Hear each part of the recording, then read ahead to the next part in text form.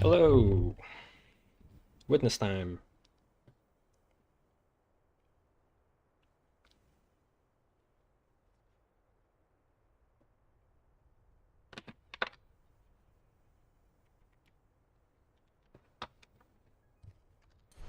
Oh. Alright, hopefully my brain got a bit better at this. After sleeping. We'll see. I kind of have a theory about this. I feel like if I complete the pillars, these going to be unlocked, but I also need to like solve them as I go through all the other puzzles. There's going to be like a second stage of this whole setup. It's the only one that makes sense to me. Like, why would they be hanging around in every room if they're not going to be used?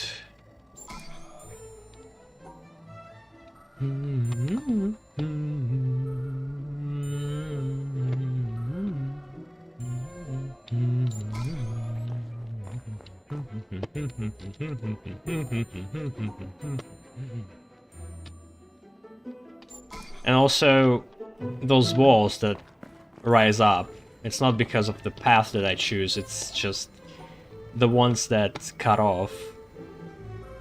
It doesn't allow me to go to these areas. Now it makes more sense.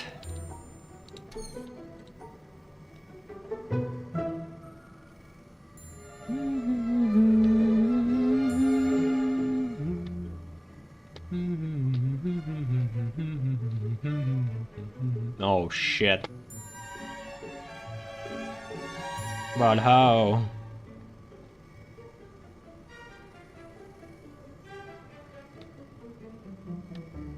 Oh, why? No. What? Oh my god, how the fuck?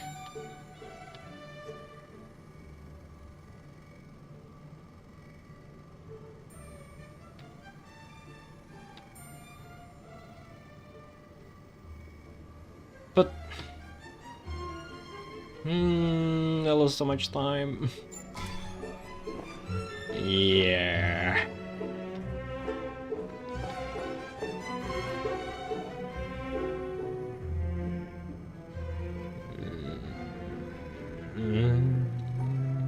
Yeah, I can just do this.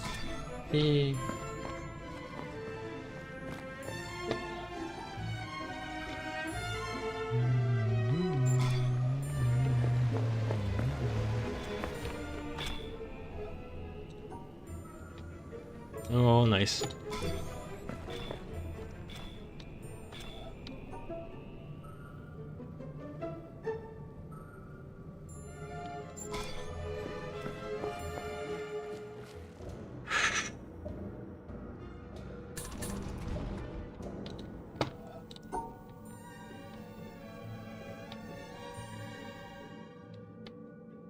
That's 3.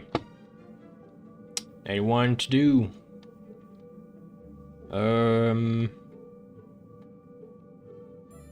Yeah, works.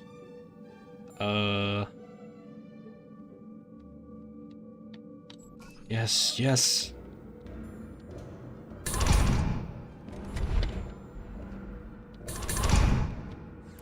The other one should be around here.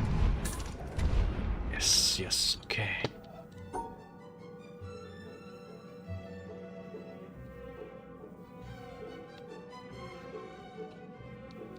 Ah.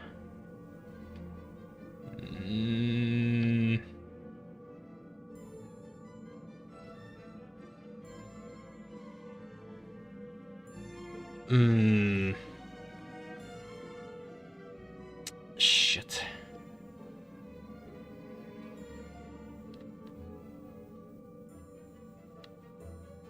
How do you...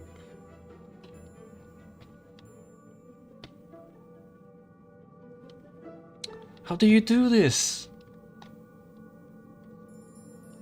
Fuck, I don't know. This one thing that just doesn't fit.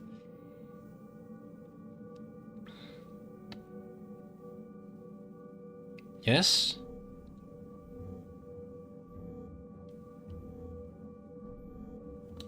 Fuck.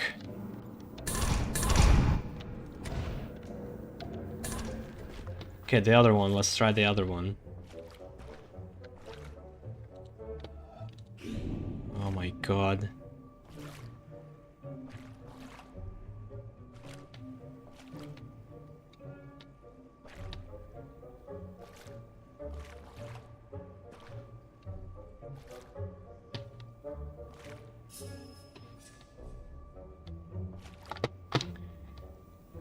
Fuck. How do you... How?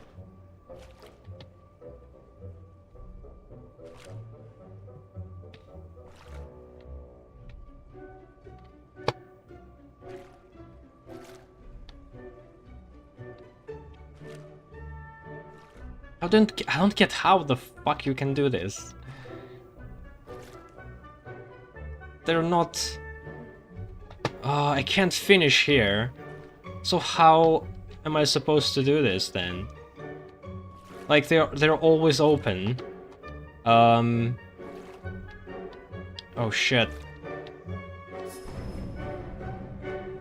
No. Why this doesn't work? I don't... Ah.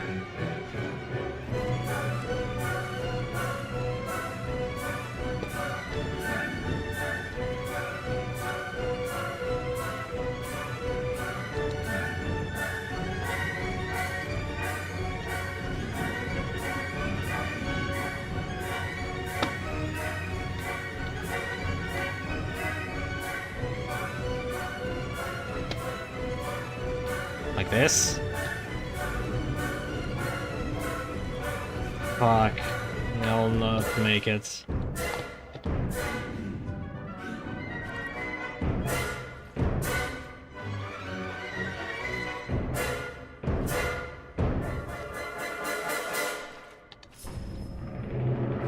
I don't see them. How the fuck?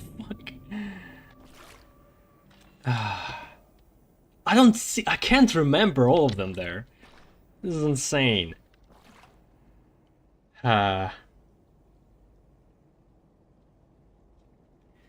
well, it was much faster this time, so yeah. Rest worked as it always does.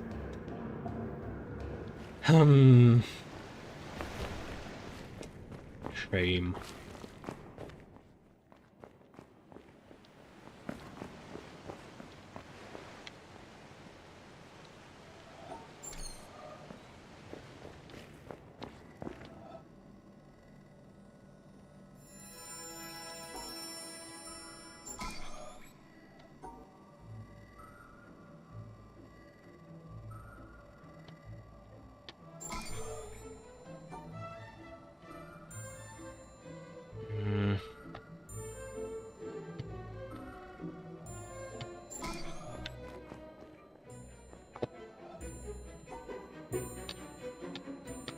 That's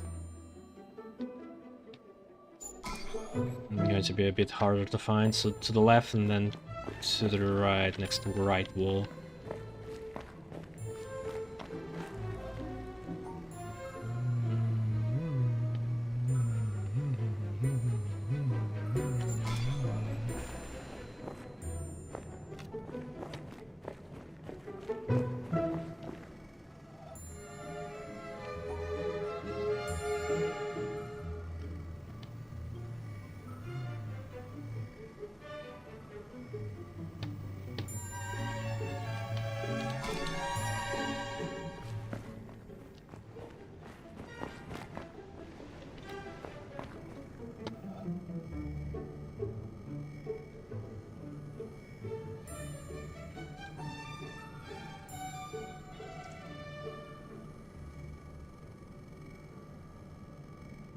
Fuck.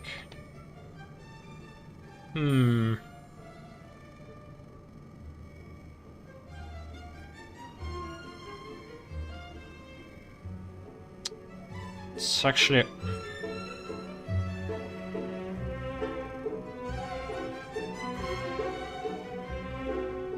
don't get it. I don't fucking get it.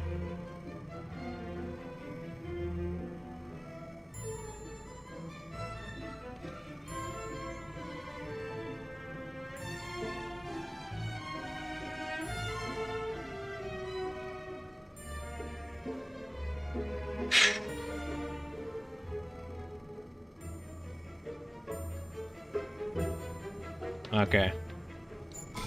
Damn.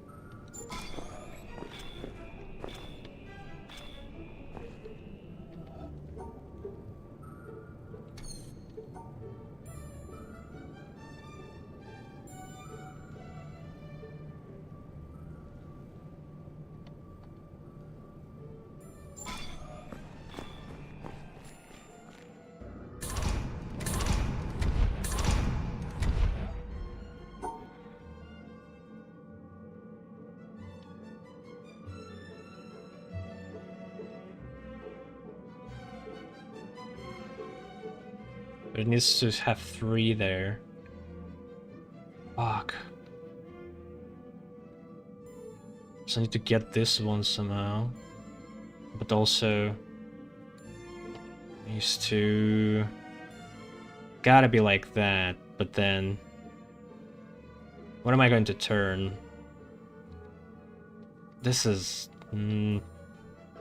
okay, what about go here? Again, can't turn. No, it doesn't work.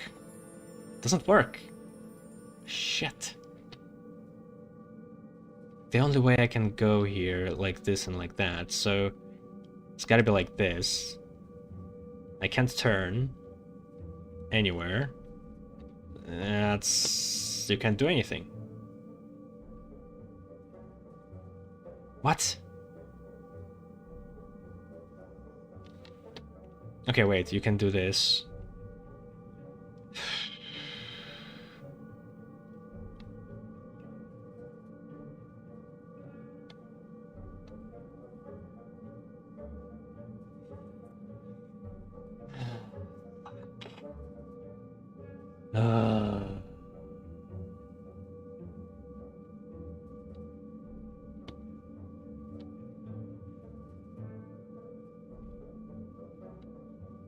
Okay, how am I going to do this?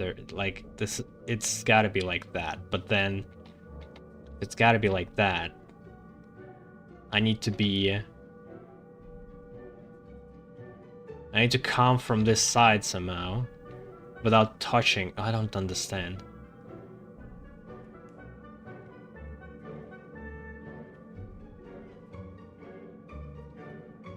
Oh my god, this is insane. Like, if I go like this is already... I have to finish like this somehow.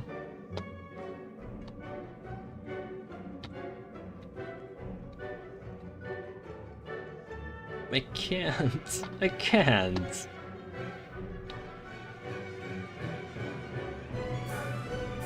Yeah.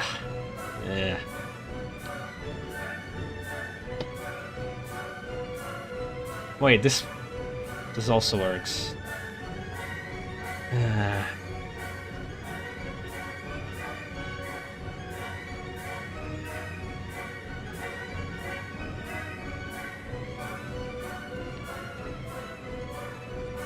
But in order to do that, I need to come from there.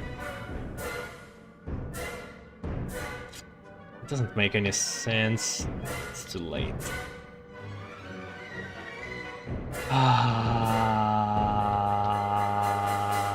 Already made a mistake there. Fuck. Yeah, well, this one got me.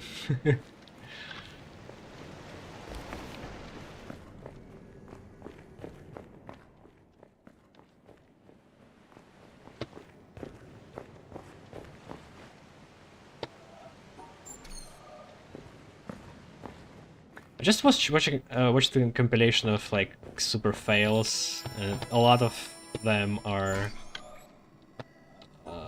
car crashes or construction sites fails, and it's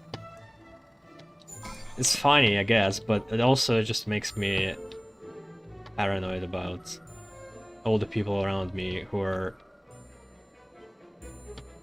not competent and might fucking kill me accidentally.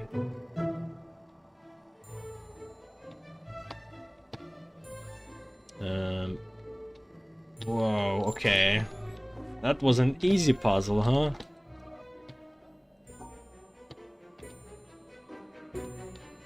Alright, to top right.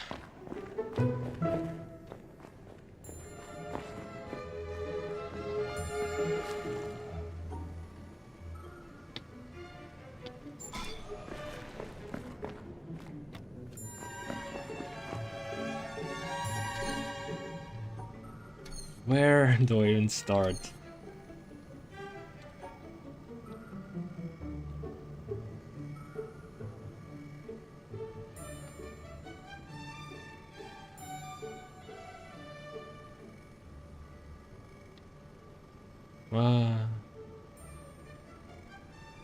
Okay, maybe? No, wait, fuck. Okay, this makes me doubt. Like, I need to get this one first. Oh boy.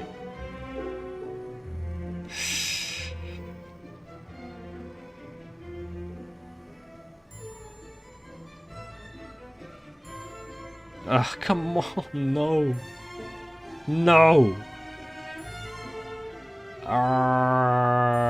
What did I do wrong? Can I do it like this? Okay, okay, there we go. Eesh.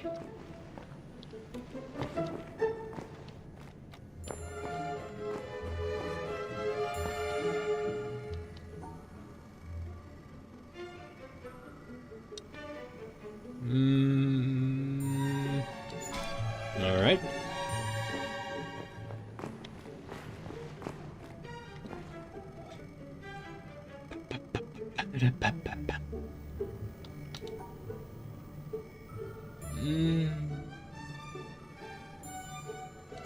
No. Oh. I had to redo this. Oh, wait. Yeah, this one. Phew.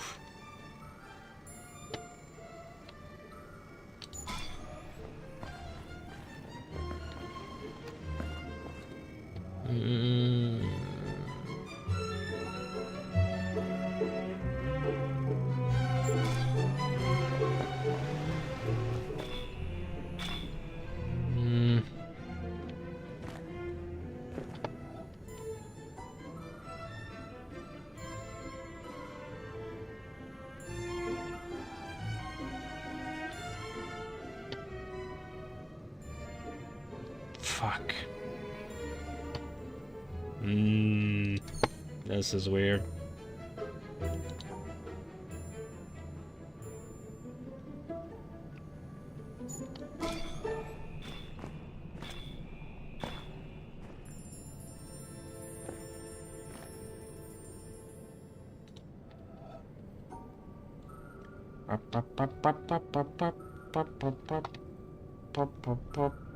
Fuck. Oh, the fuck.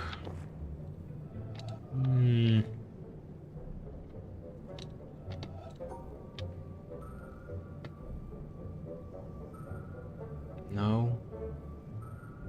No. No. What? Shit. Ugh.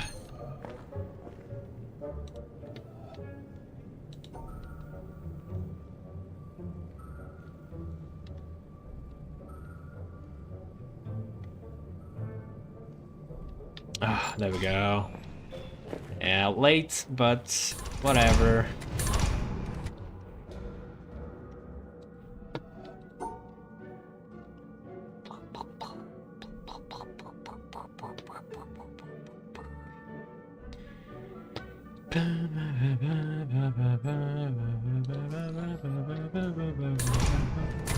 Man, wish every puzzle is like this. It's supposed to be somewhere around. Oh.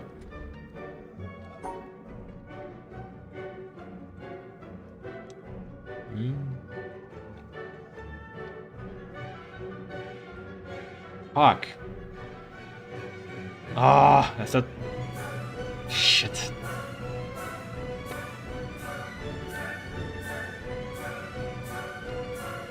Fuck.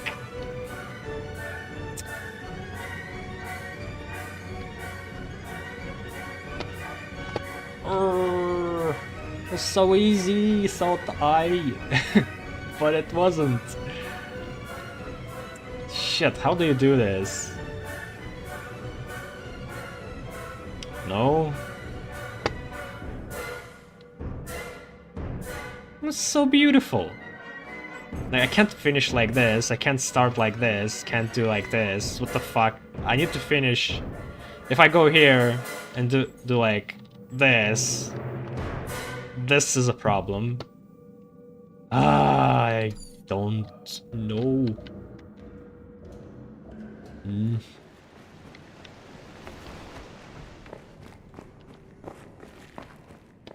And then there's pillars.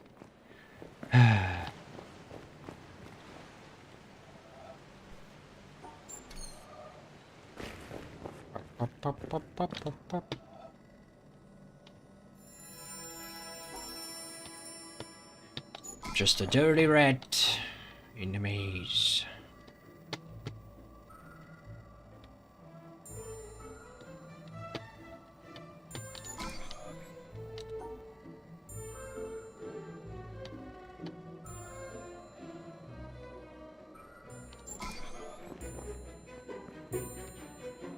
Alright, next to the end.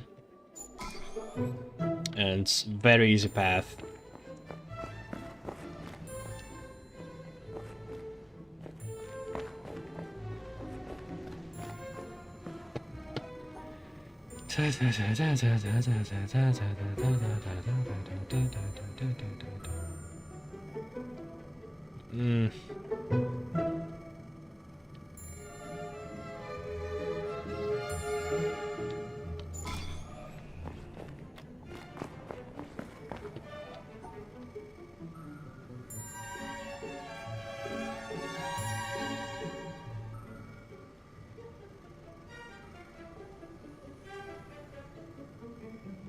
What the fuck?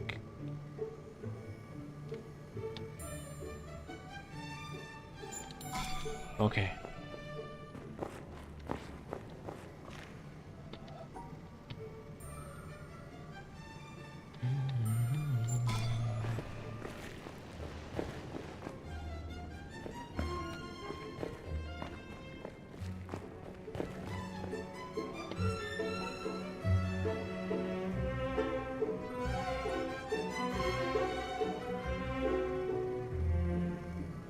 Ah, my God.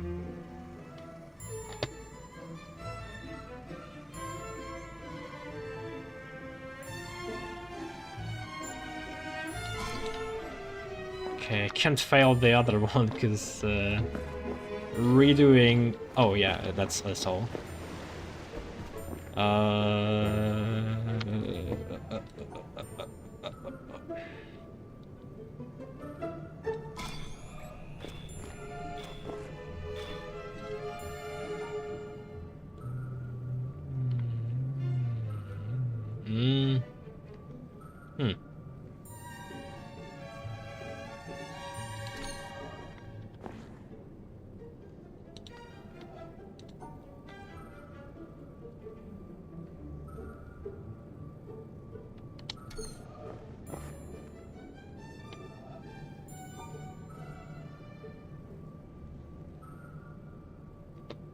Fuck.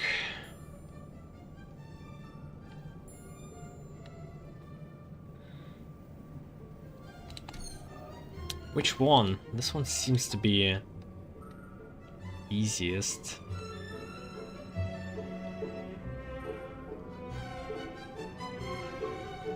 But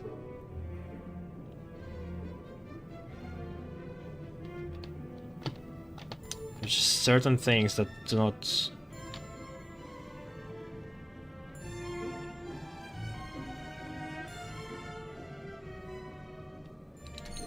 work out. Oh, there we go. Ay.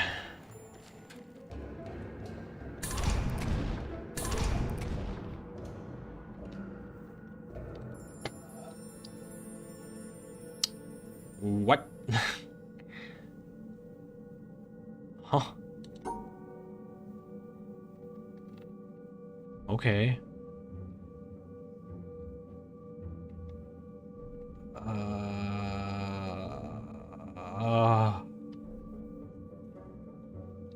Fuck.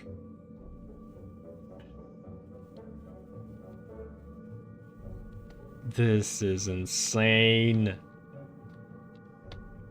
How am I supposed to do this? I can't do this, I can't do this. Like, I have to go here. Then I do this, for example. Like, how am I going to finish it on the other side here? No. And no, it's all wrong. It's all wrong. Somehow.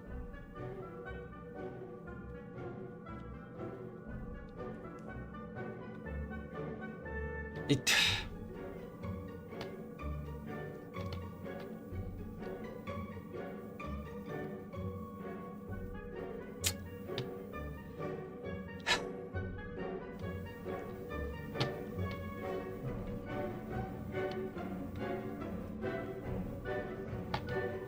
Yeah, I don't see any possible fucking solution here.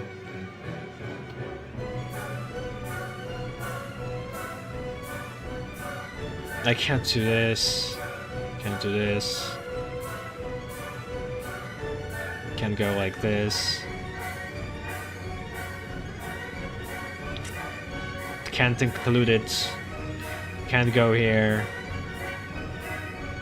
Can't do shit.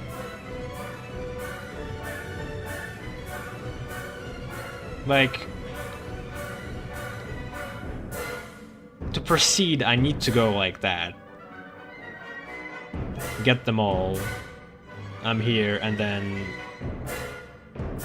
what the fuck do I do?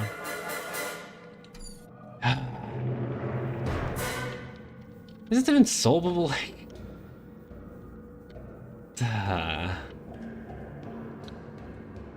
it's gotta be solvable, just some of them are randomly become very hard, and some of them randomly become very easy.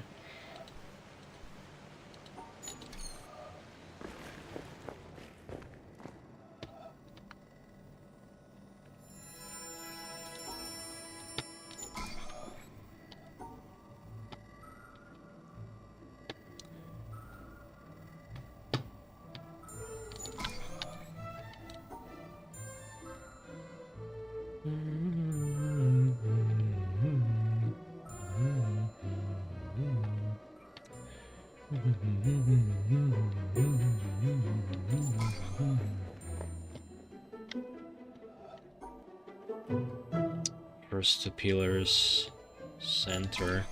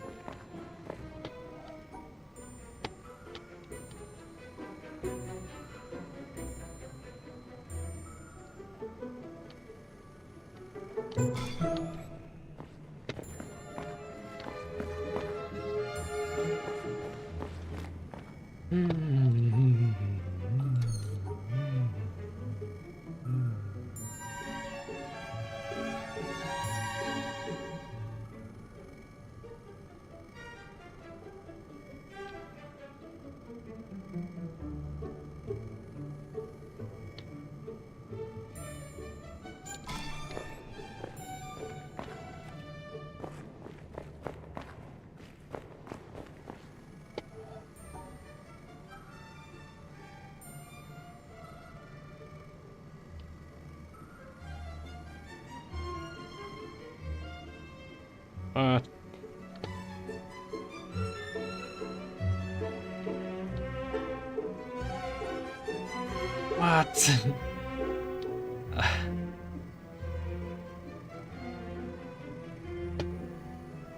What?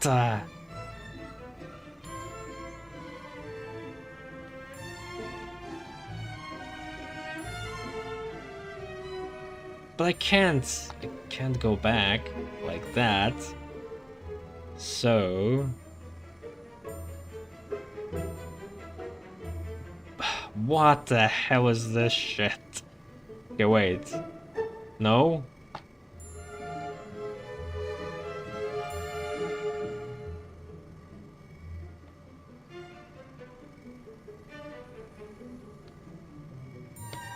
Oh my god, this is insane. What the hell is this? There's no way! There's no way!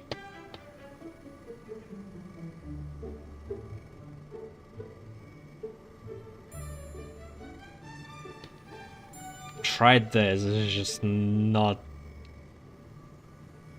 working. I gotta get this one first, then I tried both options and they don't lead to anything good. I go here. Yeah? And it's gotta end. I gotta end here. I can't come back. This is literally unsolvable, right? Like... Man... If you can get unsolvable ones, this is... not fair. Like, by the time I find that it's unsolvable, restarting it, I'll just lose all my time.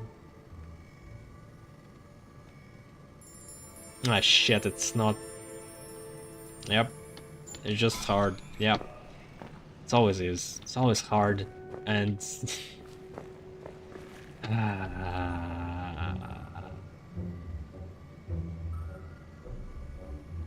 I'm dumb.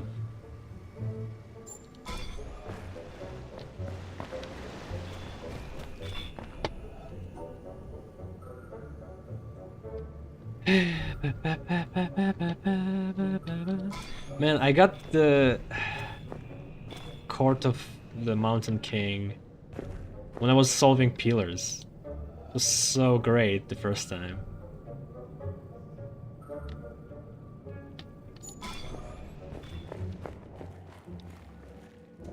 I don't even remember where it was.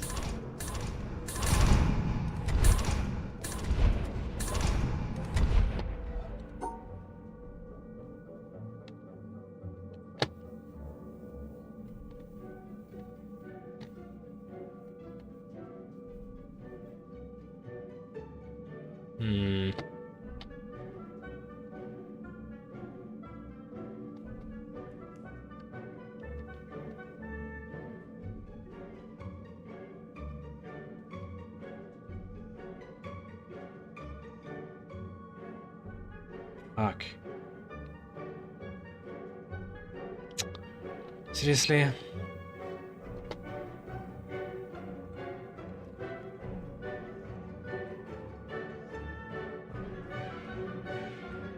Fuck.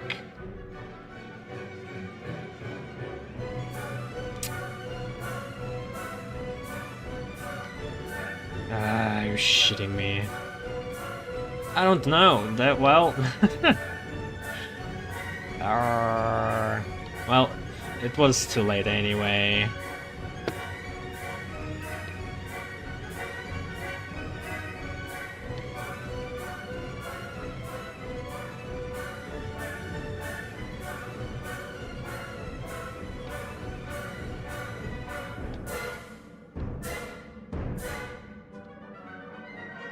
But I don't get this one.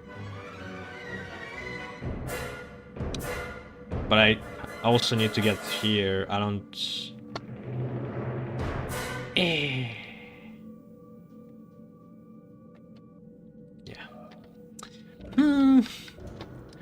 Yeah, get to the end and see that it's not it's not working out. Then I go back, try to redo it, and it doesn't working out. Eh. And sometimes it's just first try.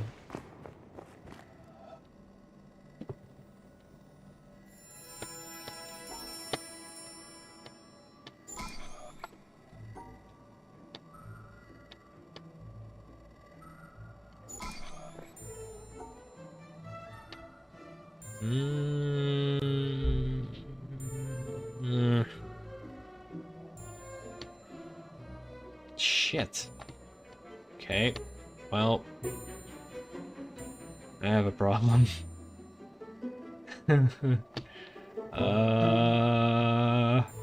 No.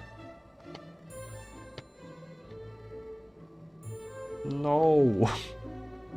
I just started. What the hell? What do you do here?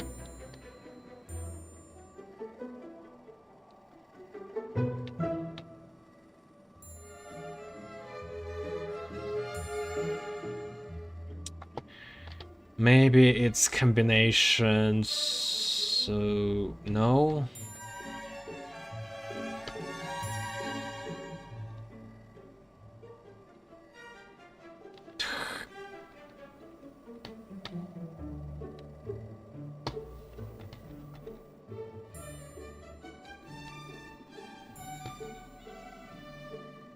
Oh my god, okay. I'll restart, because, yeah, too much time, and we're right next to the beginning.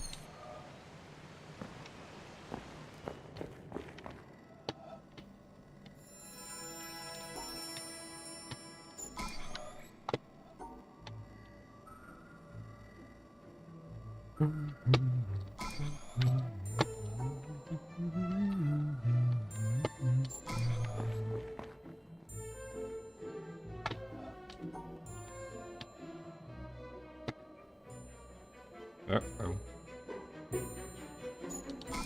Okay, it's center and left bottom.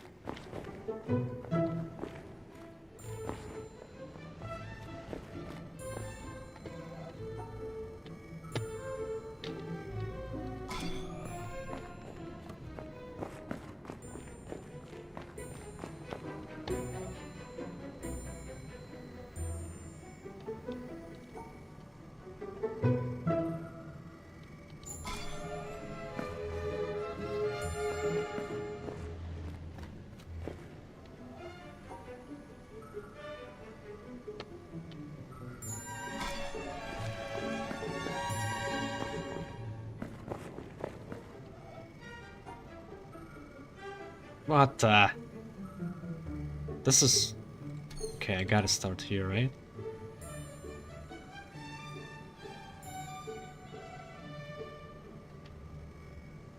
Doesn't make sense though. Whoa, okay. Well... Hell.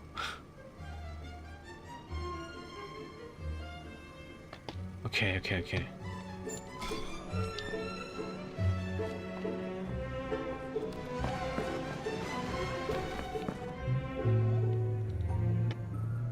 Oh.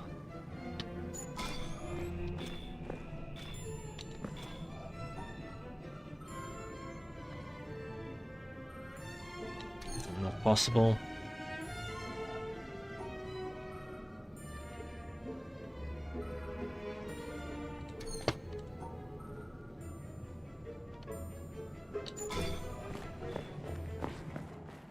Left and center.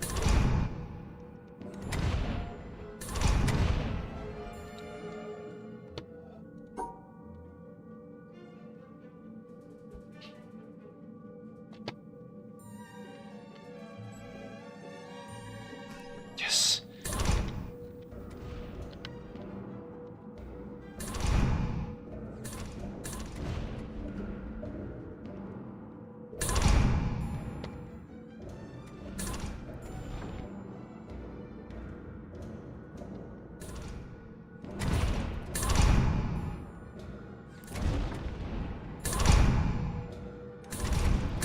Where the hell?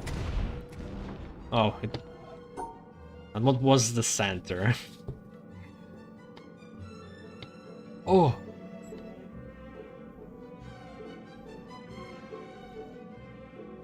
My god, okay.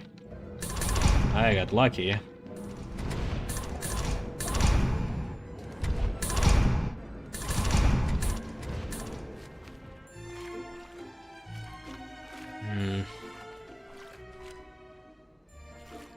Ah, I don't like this one.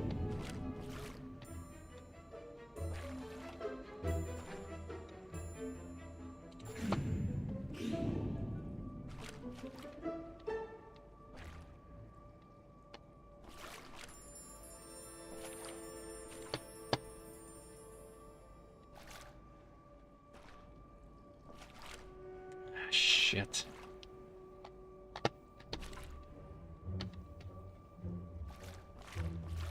Can't see the whole picture and got in.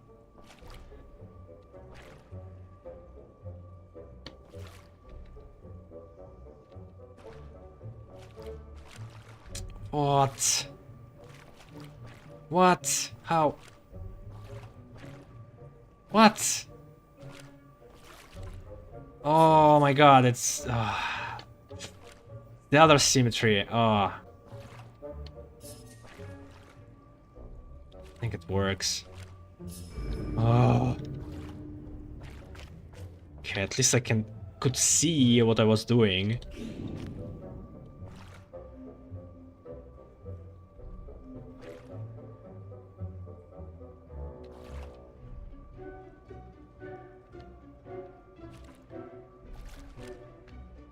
Shit.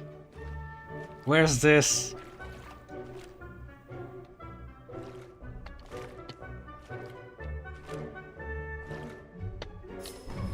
Where? Oh, where is it? I don't know, where is it? You shitting me? There's some stupid shit here. I can't even see what I didn't get. And where I can't see it.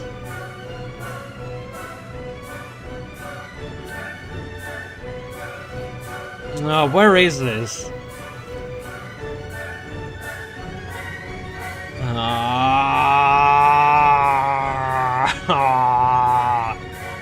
Help!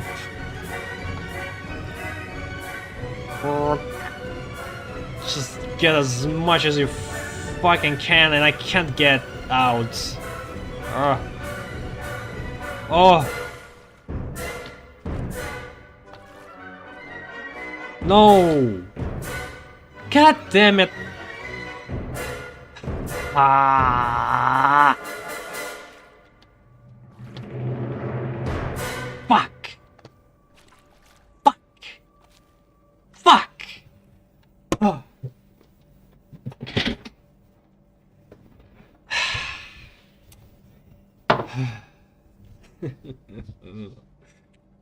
Like, at least with the black and white square, I can see what's what is there, and there's not as much of them as hexagons, but with these, like, and they're all also like symmetrically reversed.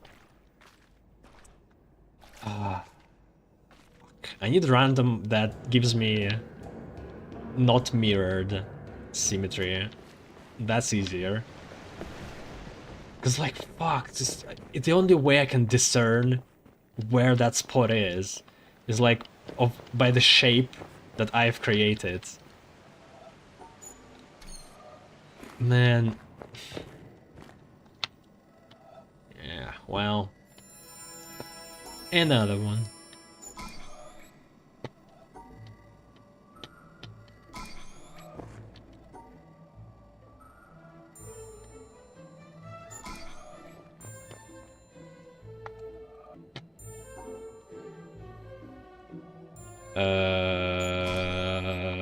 Left. Center and then left.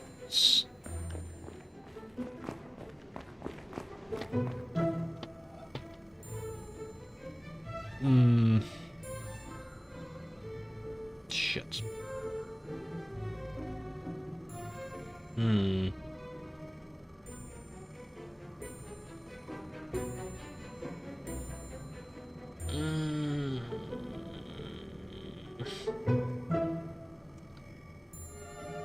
Shit. What? I can't do the line. That's the problem.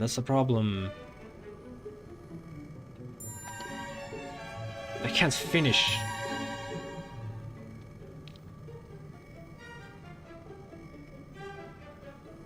Fuck. I can't include them right now, too.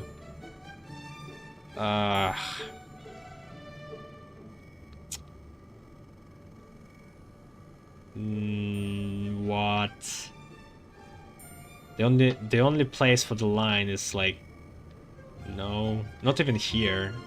You can't place line here, you can't place line here. Unless... Oh shit, unless... Place... But... I also need to include them here. Fuck. What? What?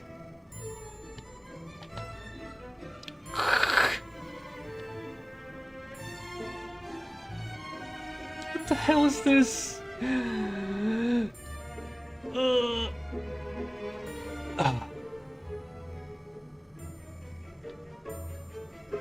I don't understand this.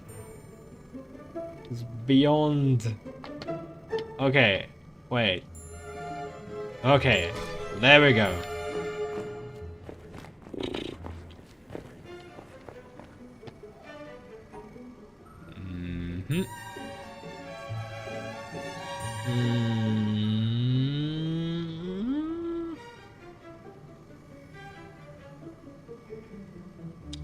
Fuck.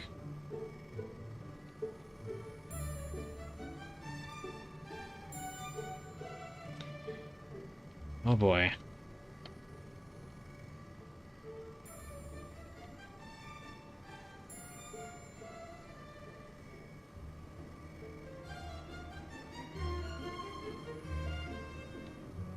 Yeah, there's no way I can get to the exits if I go here, that's the problem. So... how do I do this?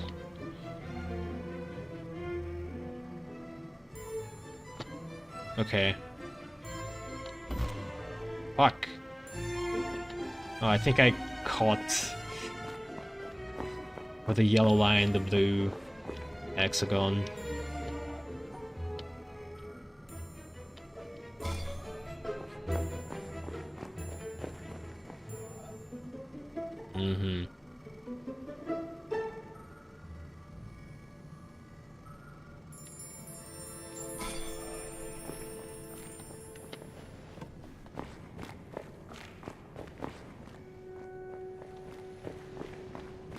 What?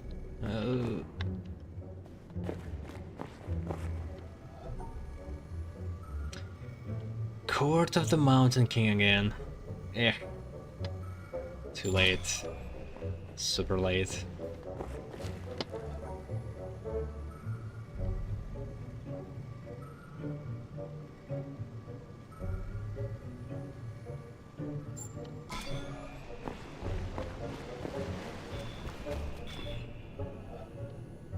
I wish I could discern which are impossible to solve faster.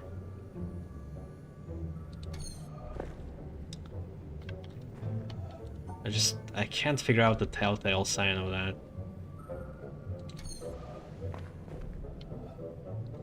The only way I know is this. Diagonally this is impossible for sure, but other telltales, why is this impossible? This might be possible, who knows?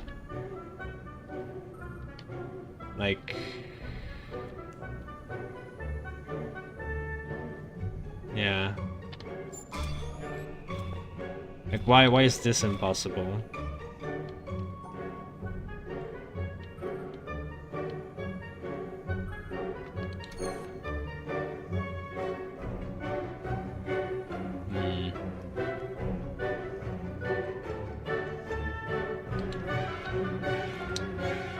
what's so different about these two? I think it's how much areas they create, because this creates 1, 2, 3 areas. 1, 2, 3, 4. This only creates 1 area for black. I don't know.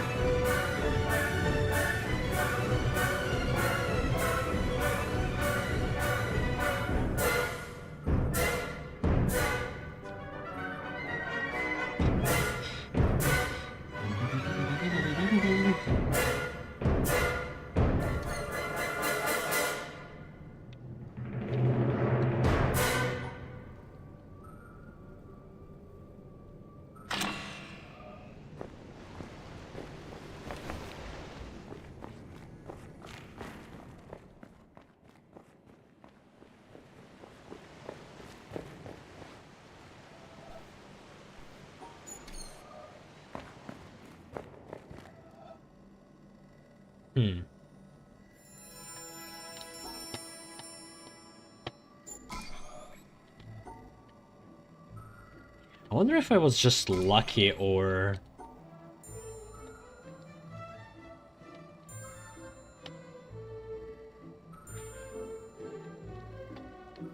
Or the first time I tried it, I was just the most rested and the most focused.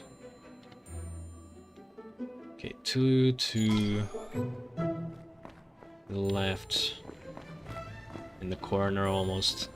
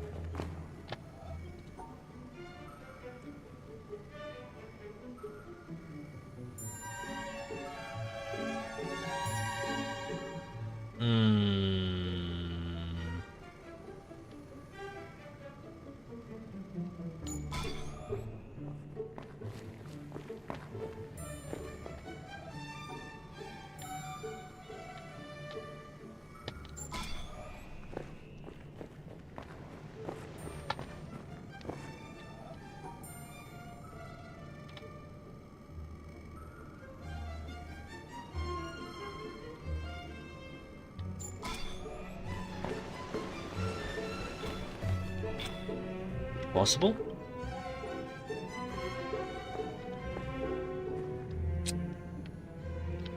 Impossible. So yeah, this one.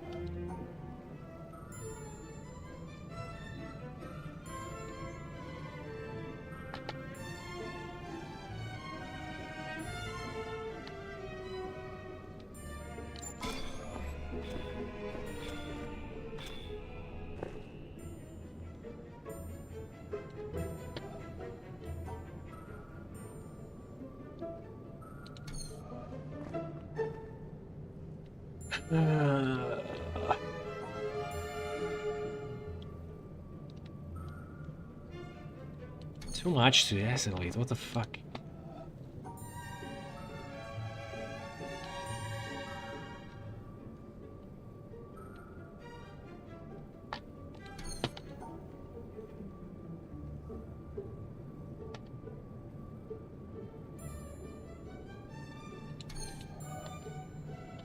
Ah, they're so tricky. There's no telltale signs for that shit. Ah. This one. Yeah.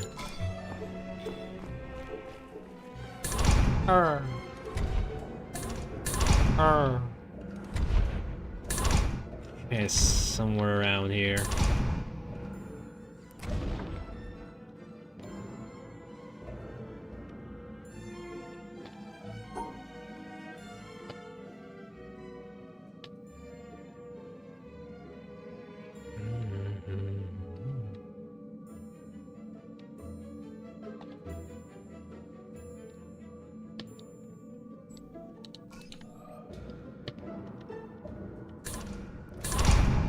was like right in the corner, wasn't it? Okay, there we go.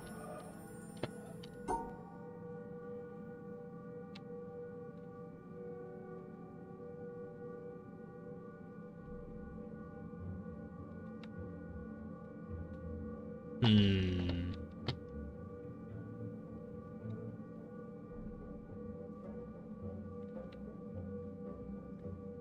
Shit. Shit.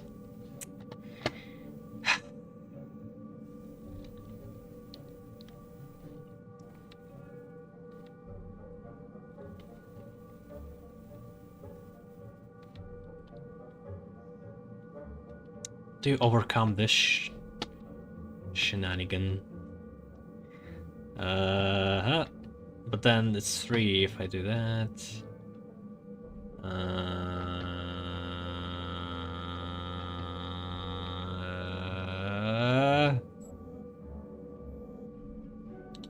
Fuck me in the ass. Okay, let's do the harder one, I guess, because I need to train myself to do it.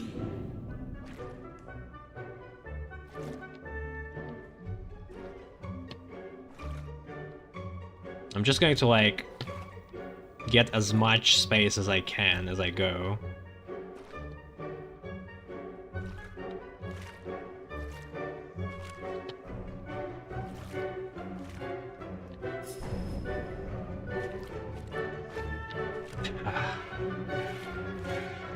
I don't even know where it is. I don't even know where the fuck that is. I haven't seen it.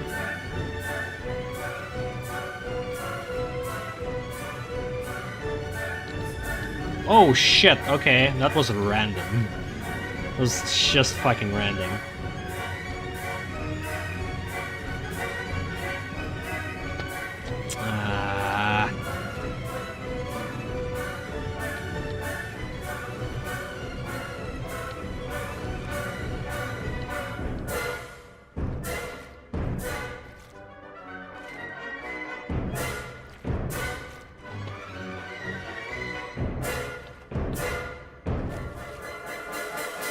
What? No. Oh. Oh. Oh. Last second. Jesus Christ. And I took a guess. I took a guess in both columns. And it just worked out. It's pure fucking luck.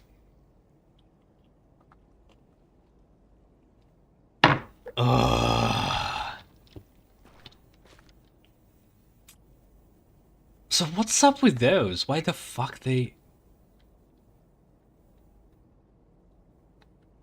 why they solve themselves? Okay, well, before I do anything risky.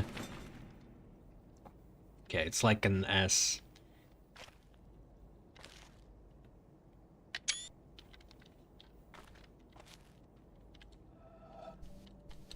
I don't get it. What's the meaning of this?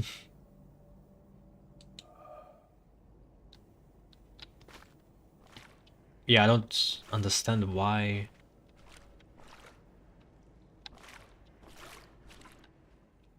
Why this is the way it is.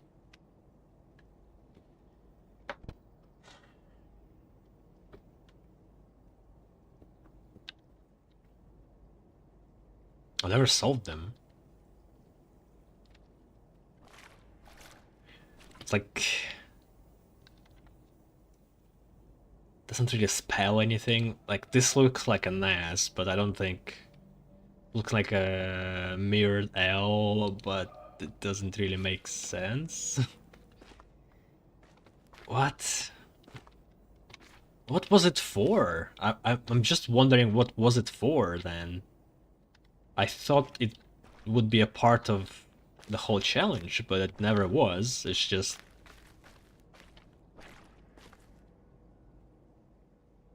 maybe it was part of a puzzle, but I just never utilized it.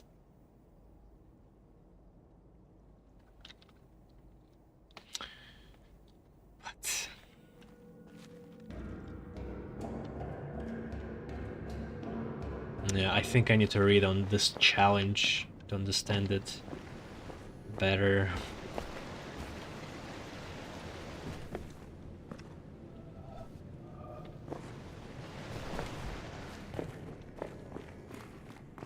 Alright, what if I restart it?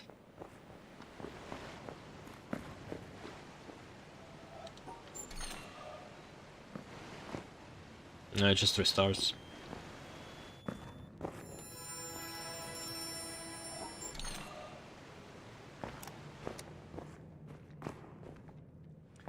Okay. And let's go see what's this new video reel is about. Man, that... I might as well not have finished it and would be stuck here for another hour. Honestly, like... This was pure luck.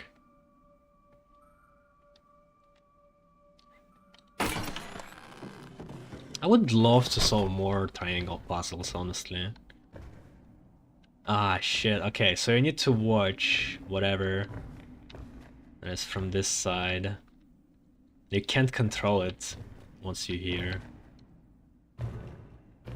There's going to be multiple solutions probably, no? So it's broken horns.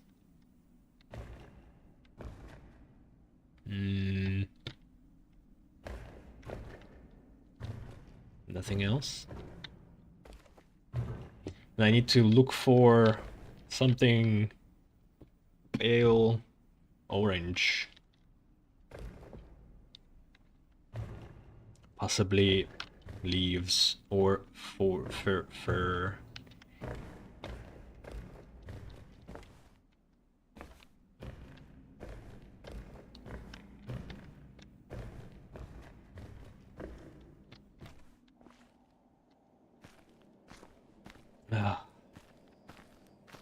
Ah, so nice. So nice. The concept of a clock enfolds all succession in time. In the concept, the 6th hour is not earlier than the 7th or 8th, although the clock never strikes the hour, save when the concept biddeth. Nicholas of Cusa, 1450. That's mine, you know. Yeah. Well, I have some ideas about it, and I just wanted to give it a try. See how it goes? Next thing I know, you'll be taking over all the Kuza pieces. What kind of ideas? I don't know. Subconscious drives, right? Like, with anything creative. Did you feel this way before your trip to the island, or after? Well, I think... after. Yeah, mostly after. I had a seed of it before, even back when I first heard the piece, when you first picked it out. But I didn't really notice then. Now it's like The Princess and the Pea. I don't mean to be stepping on your toes, though. Really, the drive is personal. I wanted to record this one so I can hear it the way I want to hear it. Just to set something right for myself. Okay. I'm gonna file this under the category of good problems to have. Your attitude to the piece changed or clarified, I guess, maybe based on the trip. Hey, that means it's working. I mean, something's working, right? Maybe. Back when we started, I would have counted us lucky to ever get this far. But here we are. Here we are. Record away, and I will take my leave. Thanking you for this opportunity to introspect on my aversive feelings. You're welcome. Is this supposed to be like fourth wall breaking commentary, or still in the universe of this game? So like this island, they're talking about the island. Do they mean this island or some island they went on vacation? Probably this island. So Do they break fourth wall or not? Is this man and woman, they're like creators of this island for some kind of corporation or company, and they just leave this piece in the simulation for some person to find, but it's still within the game. Also, I wanted to re-listen it to understand what the fuck do they mean by this The concept of a clock enfolds all succession in time. quote. In the concept, the 6th hour is not earlier than the 7th or 8th, although the clock never strikes the hour, save when the concept biddeth. Nicholas of Cusa, 1450. Say when the concept biddeth.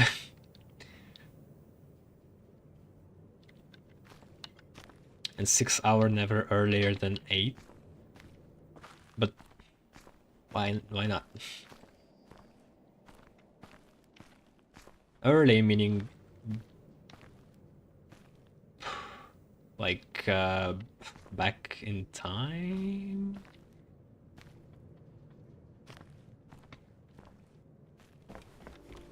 And it does satisfy that?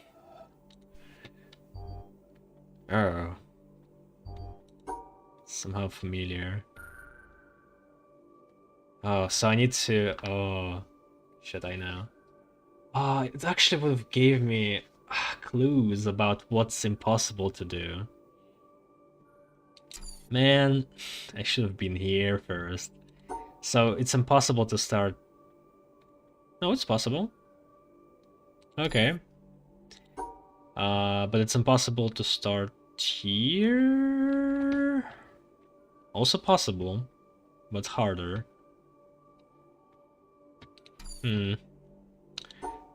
Impossible to start here? Possible.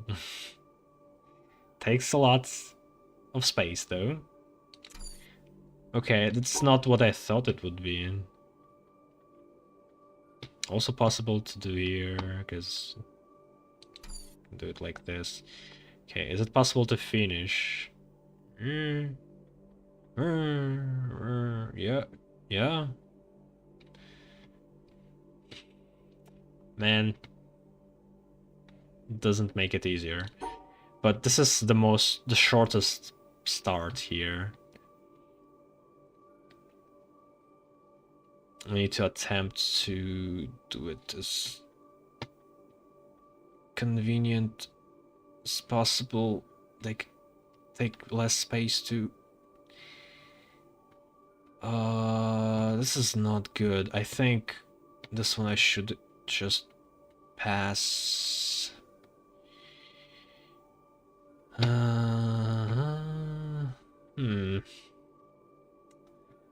Like this. Okay.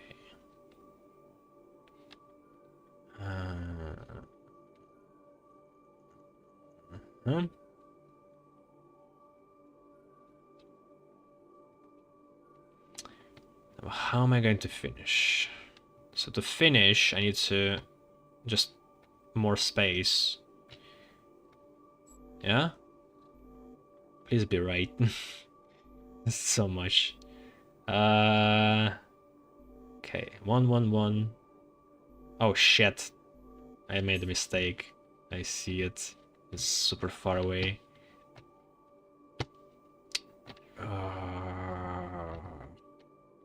Yeah, I can't do that because this triangle now has 2 sides. So maybe... No. How do you do it? What's the best approach? This. Can I do this? Yes. Fuck. Okay, then... Whoa. How was it?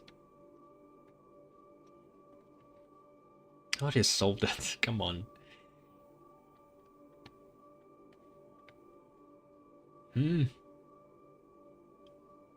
Alright, makes sense. But... creates a problem here. I need to solve it like I did before.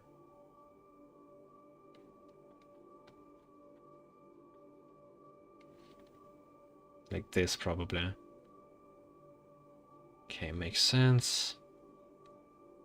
Oh no, it doesn't work this way. Okay, how?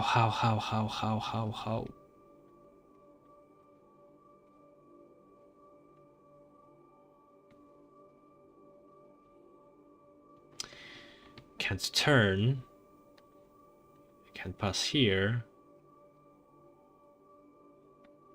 I think I have to start there. I think that's the only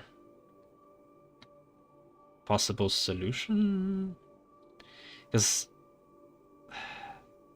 yeah, I can't to solve this triangle, I need to pass here. But the only way I can do that is to turn. So that's going to make the other triangle incorrect. The same is here. And yeah. And I can't use these sides because it's going to turn. So the only way I can start is like this. And I have to go here. And I have to go here. Alright. Alright. I think we got this. We got this, boys. Uh-huh. Huh.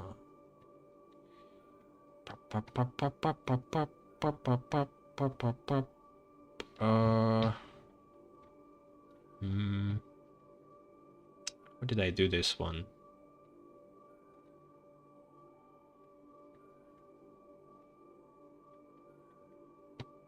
Uh-huh.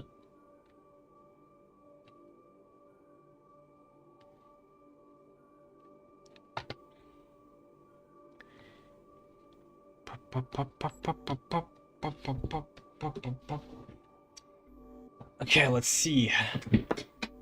Starting from the very beginning. One triangle, one side, one side, one side. Three triangles, three sides. Two triangles, two sides, two sides, two sides. One triangle, one side, one side, one side, one side. Two triangles, two sides, two triangles, two sides. Two triangles, two sides, two triangles, two sides. Yeah. Baby. Yeah, it was about finding the right start.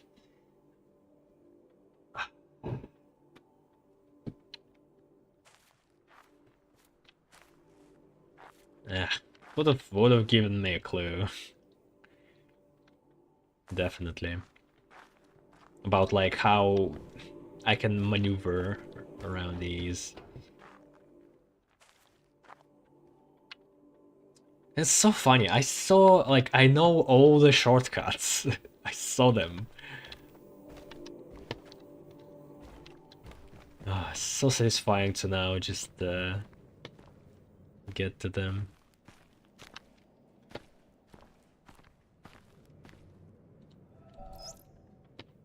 The concept of a clock enfolds all succession in time. In the concept, the 6th hour is not earlier than the 7th or 8th, although the clock never strikes the hour, save when the concept biddeth. Nicholas of Cusa, 1450. That's mine, you know. Yeah, When he said that's mine, you know, I thought he meant like that's his quote, and the Nicholas of Cusa never said it, and they're just pretending that it's someone else's quote. But no.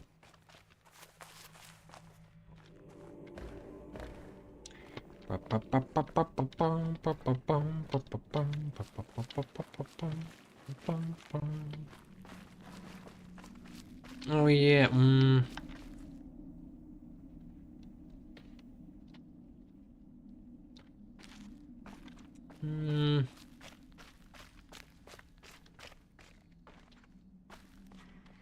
whatever.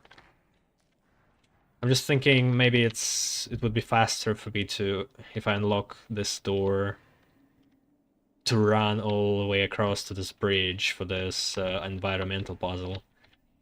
Okay, so this one. Shit, need to turn it along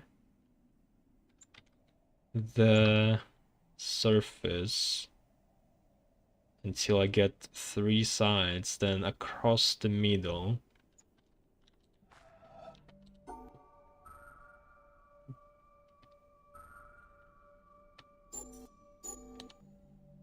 No? Oh.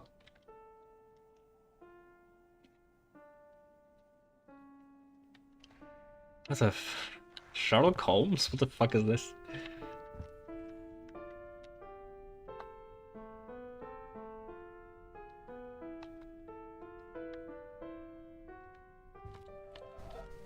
How many of you here have personally witnessed a total eclipse of the sun?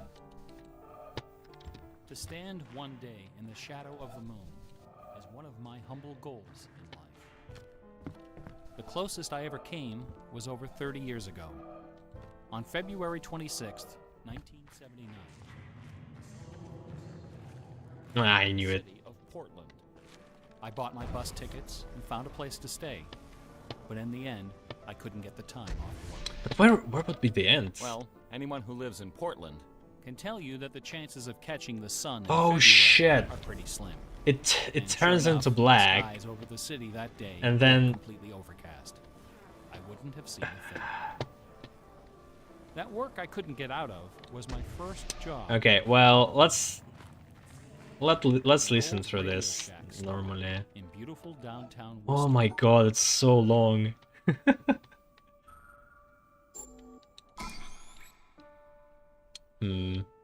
But I would need to listen through it anyway.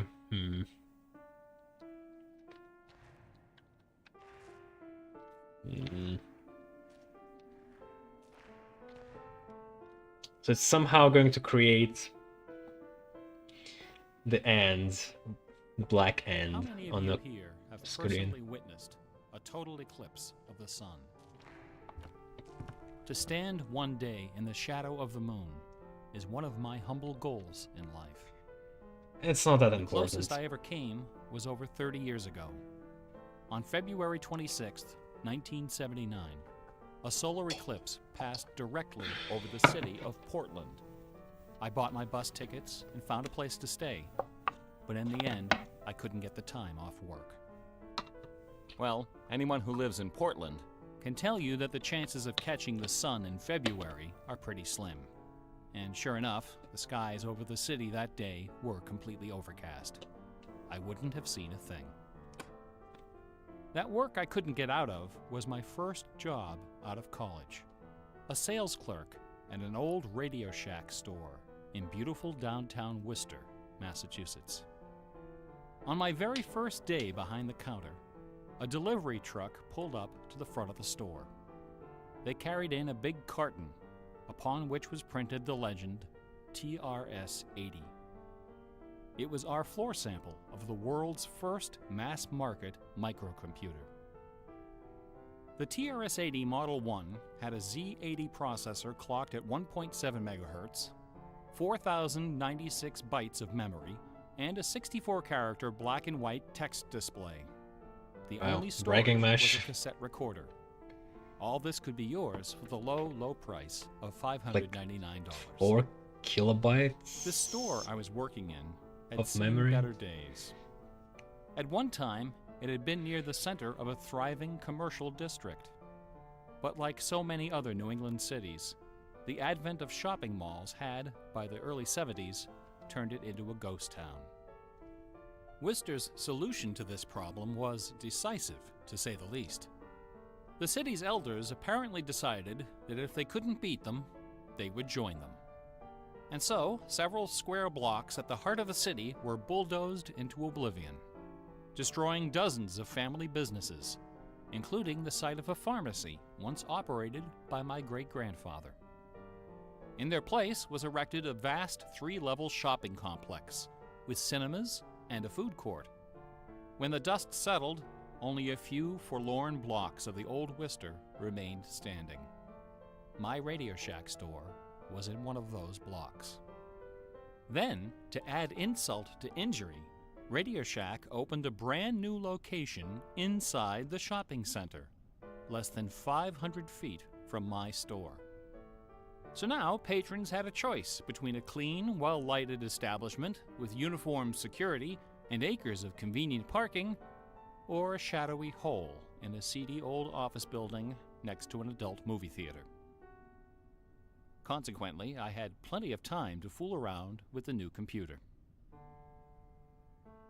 I taught myself BASIC programming. Then I learned Z80 assembly. Both, of course, so that I could write games. I also created self-running animated demos, which ran all night in the store window for the edification of the winos who peed in our doorway. Strangely enough, the few customers we had didn't seem to be interested in our new computer, even after the 16K memory upgrade.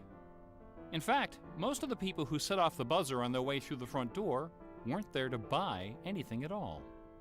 They were there to exploit a free promotion, which was the bane of Radio Shack employees for over 40 years. The Battery of the Month Club. The idea of this promotion was simple. Customers got a little red card upon which was printed a square for each month. 12 times a year, the lucky sales clerk got to punch out a square and give the customer one brand new AAA, AA, C, D, or 9-volt battery. Of course, customers weren't allowed to choose just any grade of battery. At the time of my employment, Radio Shack offered 3 different levels of battery excellence. First were the alkalines, powerful, long-lasting, and expensive, hanging behind the counter like prescription medication in gold-embossed blister packs. These were most certainly not available through the Battery of the Month Club. Next were the high-end lead batteries, sturdy, dependable batteries, moderately priced, and prominently displayed near the front of the store. These were also not available through the Battery of the Month Club. Finally, at the bottom of the barrel were the standard lead batteries. These were literally piled in barrels, cunningly located way at the back of the store, in a dark corner near the TV antennas. Remember TV antennas? Customers who came in looking for their free Battery of the Month had to walk the entire length of the premises, past the CB radios and stereo headphones and remote-controlled racing cars. Nothing would stop them. On the first day of every month, like clockwork, those customers came in waving their little red cards. I would look up from my programming and wave them to the back of the store. It didn't matter that the batteries were only worth 29 cents. It didn't matter that most of them were already half dead. They came, they grabbed. And as far as I can remember, not one of them ever paid for a damned thing. I was such a crappy salesman. I was young and foolish. I thought my education in game design was happening at the keyboard. I almost missed the lesson coming through the front door. Fortunately, I wasn't the only person fooling around with games on micros. All over the country, people like me were experimenting. Scott Adams was coding what would soon become the world's first commercial adventure game. Remember adventure games? My future employer, Infocom, was being founded, along with other legendary companies like Online Systems, Sirius, Personal Software, and SSI. Those were exciting times. Teenagers were making fortunes. Games were cheap. Is he making it up? I haven't The heard slate was clean. any of that, about any of that. But in 1979, But maybe, the yeah, biggest news in 79. gaming had nothing to do probably- with computers. Hmm. On the morning of the autumn equinox, September 20th, a new children's picture book appeared in the stores of Great Britain. Also, I wonder if This it's a picture book was real rather peculiar. story It or consisted of is he created a 15 character. meticulously detailed color paintings, illustrating a slight whimsical tale about a rabbit delivering a jewel to the moon. On the back jacket of the book was a color photograph of a real jewel, shaped like a running rabbit, 5 inches long, fashioned of 18-karat gold, suspended with ornaments and bells, together with a sun and moon of blue quartz. According to the blurb underneath, this very jewel had been buried somewhere in England. Clues pointing to its location were concealed in the text and in the pictures of the book. The treasure would belong to whoever found it first. The book was called Masquerade. It was created by an eccentric little man with divergent eyes and a talent for mischief named Kit Williams. Within days, the first printing was sold out, and the empire that It's never actually sleeps ingenious. found itself in the grip of rabbit fever. Excited readers attacked the paintings with rulers, compasses, and protractors. Magazine articles and TV specials dissected the clues, floated theories, and followed with keen delight the reckless exploits of the fanatics. One obscure Oh, part, holy shit. unfortunately known by the nickname Rabbit Hill, was so riddled with holes excavated by misguided treasure seekers that the authorities had to erect signs assuring the public that no gold rabbits were to be found there. Some hunters ended up seeking psychological counseling for their obsession. The craze leapt over the Atlantic Ocean and invaded America, France, Italy, and Germany. It sold over 1 million copies in a few months, a record unrivaled by any children's title until the advent of Harry Potter. Over 150,000 copies were sold in foreign translations, including 80,000 copies in Japanese, despite the fact that the puzzle was only solvable in English. It didn't matter that the Masquerade jewel was only worth a few $1,000s. Many seekers spent far more than that in their months of exploration and travel. It was the thrill of the chase, the possibility of being the one. Treasure hunts, secret messages, and hidden things seem to exert an irresistible appeal. They're fun to look for and to talk about, and this fact of human psychology has been exploited in computer games since the earliest days. It finds expression in the hidden surprises we call Easter eggs. Atari's Stephen Wright is credited with coining this term in the first issue of Electronic Games magazine. The first Easter egg in a commercial computer game appeared in an early Atari 2600 cartridge called, simply enough, Adventure. By a sequence of unlikely movements and obscure manipulations, players could discover a secret room where the words "Created by Warren Robinett" appeared in flashing letters. Over the decades, Easter eggs and their evil twin, cheat codes, have become an industry within an industry. Entire magazines and websites are now devoted to their carefully orchestrated discovery and dissemination. They're part of our Fuck. You know what? That's a problem. of computer game design. So the only really real thing that's going to happen here is this eclipse, right? So I will be able to only solve it by listening through this whole fucking thing, which is just bananas. Like, why would you do that? Don't do that. Don't make your player wait this long. This is fucking stupid. In that same place, dug a hole in the ground and placed inside a ceramic I wanted to listen through the whole thing, which is like interesting. It's an interesting narrative. I am the keeper. But also at the same time, I need to complete this. So it's probably going to be like very close to the end.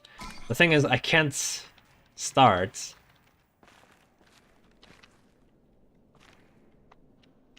Like, I need to start.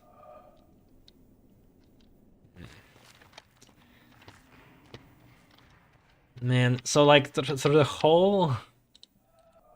What is this? Especially above, narrator recorded. Produce Mets and instrument modeling by Modert. Huh. Okay, so it's not Jonathan Blow. So it was. Who was it though? Or is it not Jonathan Blow? That's Tarkovsky.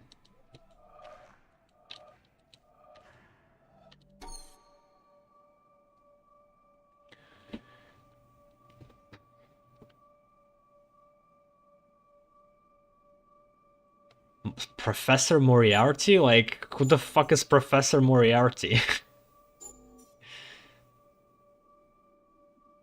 The Scheme by Professor Moriarty, The Secret of Psalm 46. What the fuck?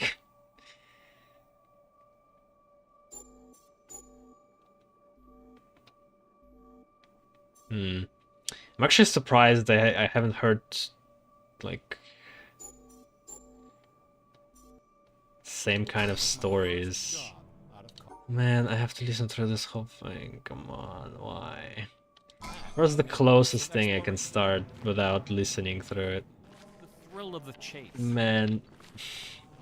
Of being one. And like, and I need to listen through it. Secret messages and hidden things. I could just like start and go drink some tea, And to talk about.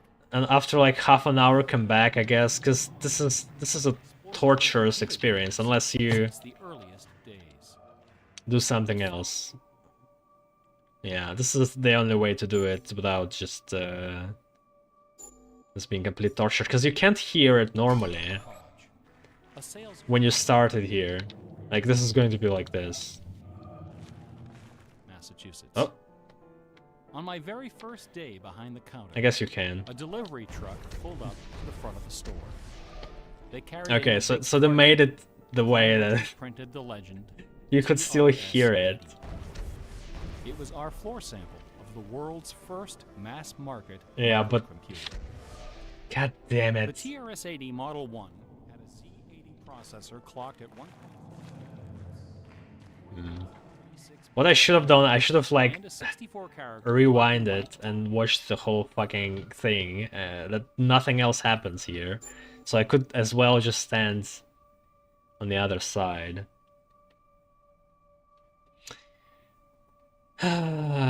Okay, well, it's not going to be very entertaining for this stream's sake, but I guess I'll look up go my to the program. toilet, grab some batteries were drinks, only and worth by the time I 29 come back, cents. It didn't matter that most of them were already half dead. They came, they grabbed. Not one of them until we ever get to the paid. point where he says something new. Weren't allowed to choose just any. At the time of my employment, Radio Shack offered 3 different levels of battery excellence. Powerful, long-lasting, and Yeah, I also understand this is supposed to be like I would look up in my program. not metaphor, but he's basically executing what he's talking about, this Easter egg that people need to get, 40 years. The battery of the month. but it's all really pointless in the end of Was things. simple. Well, never said that, but Or a shadowy hole. Adult movie theater. Consequently, I would had assume plenty of the- time to fool around with the new computer. Why did it start earlier? Taught myself basic programming. Then I was erected a vast 3-level. When the dust settled, only a few. Fuck. I need to start from very beginning. My Radio Shack store. They carried it. No. Come on, Yes. why? It was our floor sample of the world's first mass-market microcomputer. The TRS-80 Model There's going to be 1 like a had white CPU noise over it too. processor clocked at 1.7 megahertz, Alright guys, 4,096 be right bytes of back. memory, and a 64-character black and white text display. The only storage was a cassette recorder. All this could be yours for the low, low price of $599. The store I was working in had seen better days. At one time, it had been near the center of a thriving commercial district. But like so many other New England cities, the advent of shopping malls had, by the early 70s, turned it into a ghost town. Worcester's solution to this problem was decisive, to say the least. The city's elders apparently decided that if they couldn't beat them, they would join them. And so, several square blocks at the heart of the city were bulldozed into oblivion, destroying dozens of family businesses, including the site of a pharmacy once operated by my great-grandfather. In their place was erected a vast 3-level shopping complex with cinemas and a food court. When the dust settled, only a few forlorn blocks of the old Worcester remained standing. My Radio Shack store was in one of those blocks. Then, to add insult to injury, Radio Shack opened a brand new location inside the shopping center, less than 500 feet from my store. So now patrons had a choice between a clean, well-lighted establishment with uniformed security and acres of convenient parking, or a shadowy hole in a seedy old office building next to an adult movie theater. Consequently, I had plenty of time to fool around with the new computer. I taught myself basic programming. Then I learned Z80 assembly. Both, of course, so that I could write games. I also created self-running animated demos, which ran all night in the store window for the edification of the winos who peed in our doorway. Strangely enough, the few customers we had didn't seem to be interested in our new computer, even after the 16K memory upgrade. In fact, most of the people who set off the buzzer on their way through the front door weren't there to buy anything at all. They were there to exploit a free promotion, which was the bane of Radio Shack employees for over 40 years. The Battery of the Month Club. The idea of this promotion was simple. Customers got a little red card, upon which was printed a square for each month. 12 times a year, the lucky sales clerk got to punch out a square and give the customer one brand new AAA, AA, C, D, or 9-volt battery. Of course, customers weren't allowed to choose just any grade of battery. At the time of my employment, Radio Shack offered 3 different levels of battery excellence. First were the alkalines, powerful, long-lasting, and expensive, hanging behind the counter like prescription medication in gold-embossed blister packs. These were most certainly not available through the Battery of the Month Club. Next were the high-end lead batteries, sturdy, dependable batteries, moderately priced, and prominently displayed near the front of the store. These were also not available through the Battery of the Month Club. Finally, at the bottom of the barrel were the standard lead batteries. These were literally piled in barrels, cunningly located way at the back of the store, in a dark corner near the TV antennas. Remember TV antennas? Customers who came in looking for their free Battery of the Month had to walk the entire length of the premises, past the CB radios and stereo headphones and remote-controlled racing cars. Nothing would stop them. On the first day of every month, like clockwork, those customers came in waving their little red cards. I would look up from my programming and wave them to the back of the store. It didn't matter that the batteries were only worth 29 cents. It didn't matter that most of them were already half dead. They came, they grabbed. And as far as I can remember, not one of them ever paid for a damn thing. I was such a crappy salesman. I was young and foolish. I thought my education in game design was happening at the keyboard. I almost missed the lesson coming through the front door. Fortunately, I wasn't the only person fooling around with games on micros. All over the country, people like me were experimenting. Scott Adams was coding what would soon become the world's first commercial adventure game. Remember adventure games? My future employer, Infocom, was being founded, along with other legendary companies like Online Systems, Sirius, Personal Software, and SSI. Those were exciting times. Teenagers were making fortunes. Games were cheap and easy to build. The slate was clean. But in 1979, the biggest news in gaming had nothing to do with computers. On the morning of the autumn equinox, September 20th, a new children's picture book appeared in the stores of Great Britain. This picture book was rather peculiar.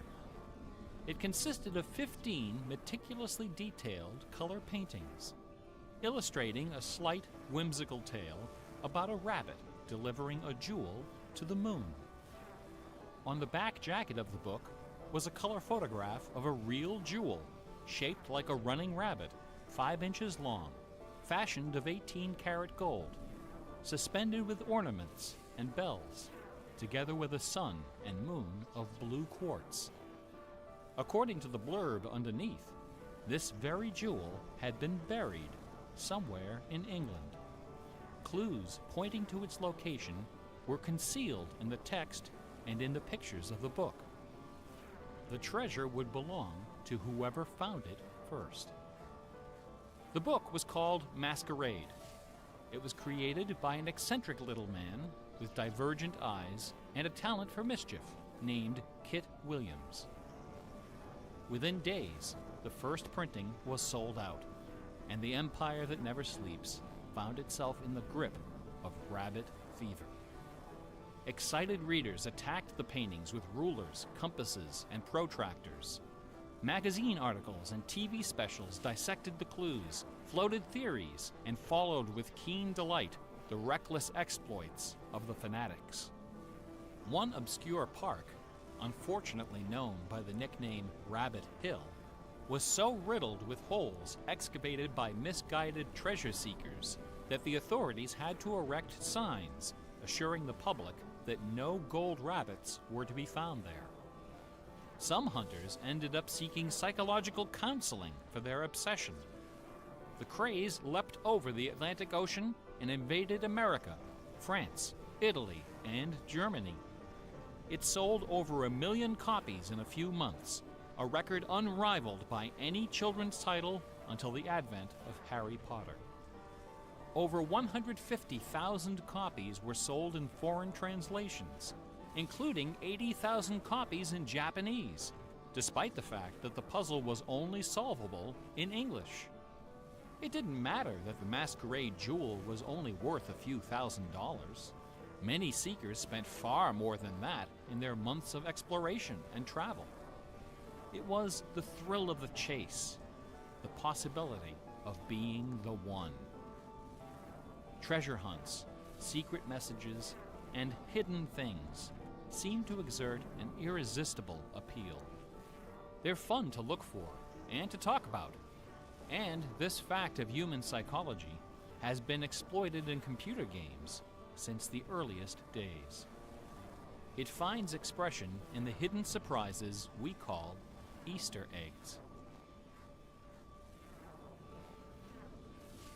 Atari's Stephen Wright is credited with coining this term in the first issue of Electronic Games magazine. The first Easter egg in a commercial computer game appeared in an early Atari 2600 cartridge called, simply enough, Adventure. By a sequence of unlikely movements and obscure manipulations, players could discover a secret room where the words "created by Warren Robinette" appeared in flashing letters. Over the decades, Easter eggs and their evil twin, cheat codes, have become an industry within an industry. Entire magazines and websites are now devoted to their carefully orchestrated discovery and dissemination. They're part of our toolkit, our basic vocabulary, the language of computer game design. Computer gamers may have been the first to refer to hidden surprises as Easter eggs, but we certainly weren't the first to use them. Painters, composers, and artists of every discipline have been hiding stuff in their works for centuries. The recent advent of VCRs and Laserdisc players with freeze-frame capability exposed decades of secret Disney erotica. Thomas Kincaid, the self-appointed painter of light, amuses himself by hiding the letter N in his works. A number beside his signature indicates how many N's are hidden in each painting. Picasso, Dali, Raphael, Poussin, and dozens of other painters concealed all kinds of stuff in their paintings. A favorite trick was hiding portraits of themselves, their families, friends, and fellow artists in crowd scenes. El Greco loved dogs, but the Catholic Church forbid him from including any in his sacred paintings. So he hid them, usually within the outlines of celestial clouds.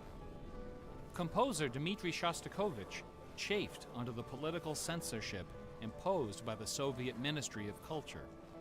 His symphonies and chamber works are loaded with hidden signatures and subversive subtexts, which, had they been recognized, would have sent him to Siberia. Mozart's opera, The Magic Flute, is filled with musical allusions to the rituals of the Freemasons, the ancient secret society of which he and his mentor Haydn were members. But the most famous purveyor of Easter eggs is that champion of the late Baroque, the ultimate musical nerd, Johann Sebastian Bach. Bach was a student of gematria, the art of assigning numeric values to letters of the alphabet. A equals 1, B equals 2, C equals 3, etc. By comparing, sequencing, or otherwise manipulating these numbers, secret messages can be concealed. Bach took particular delight in the geometrical numbers 14 and 41. 14 is the sum of the initials of his last name.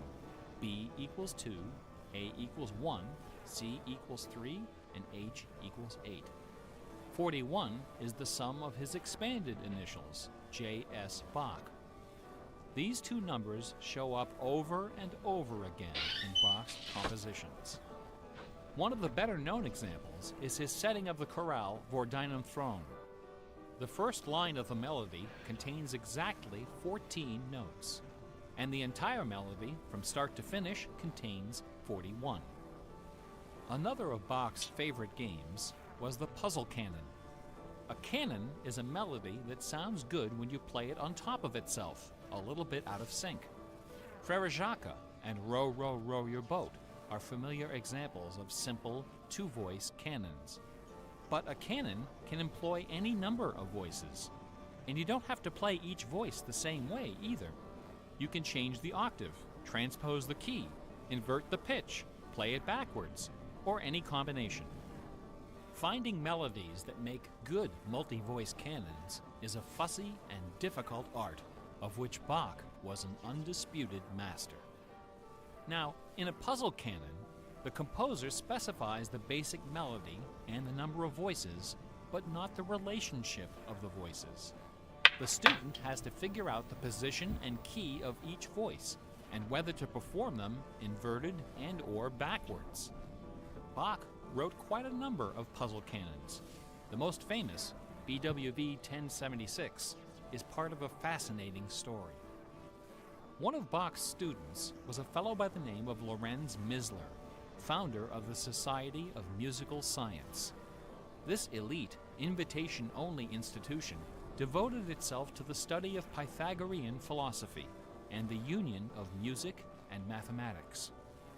Its distinguished membership reads like a who's who of German composers, including Handel, Telemann, and eventually Mozart. Applicants for membership in the society were required to submit an oil portrait of themselves, along with a specimen of original music. With nerdly efficiency, society member number 14 decided I to missed combine something, these but admission whatever. requirements into a single work. He sat for a portrait with Elias Haussmann, Got some official yogurt artist at the to court make of myself Dresden. comfortable. This portrait, which now hangs in the gallery of the town hall in Leipzig, is the only indisputably authentic image of Bach in existence. The Haussmann portrait shows Bach dressed in a formal coat with exactly 14 buttons. In his hand is a sheet of music paper, upon which is written a puzzle canon for 6 simultaneous voices.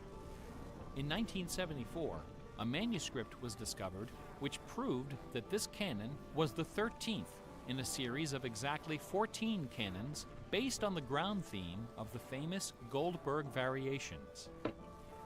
As if these musical gymnastics weren't enough, Bach liked to hide messages in his compositions by assigning notes to the letters.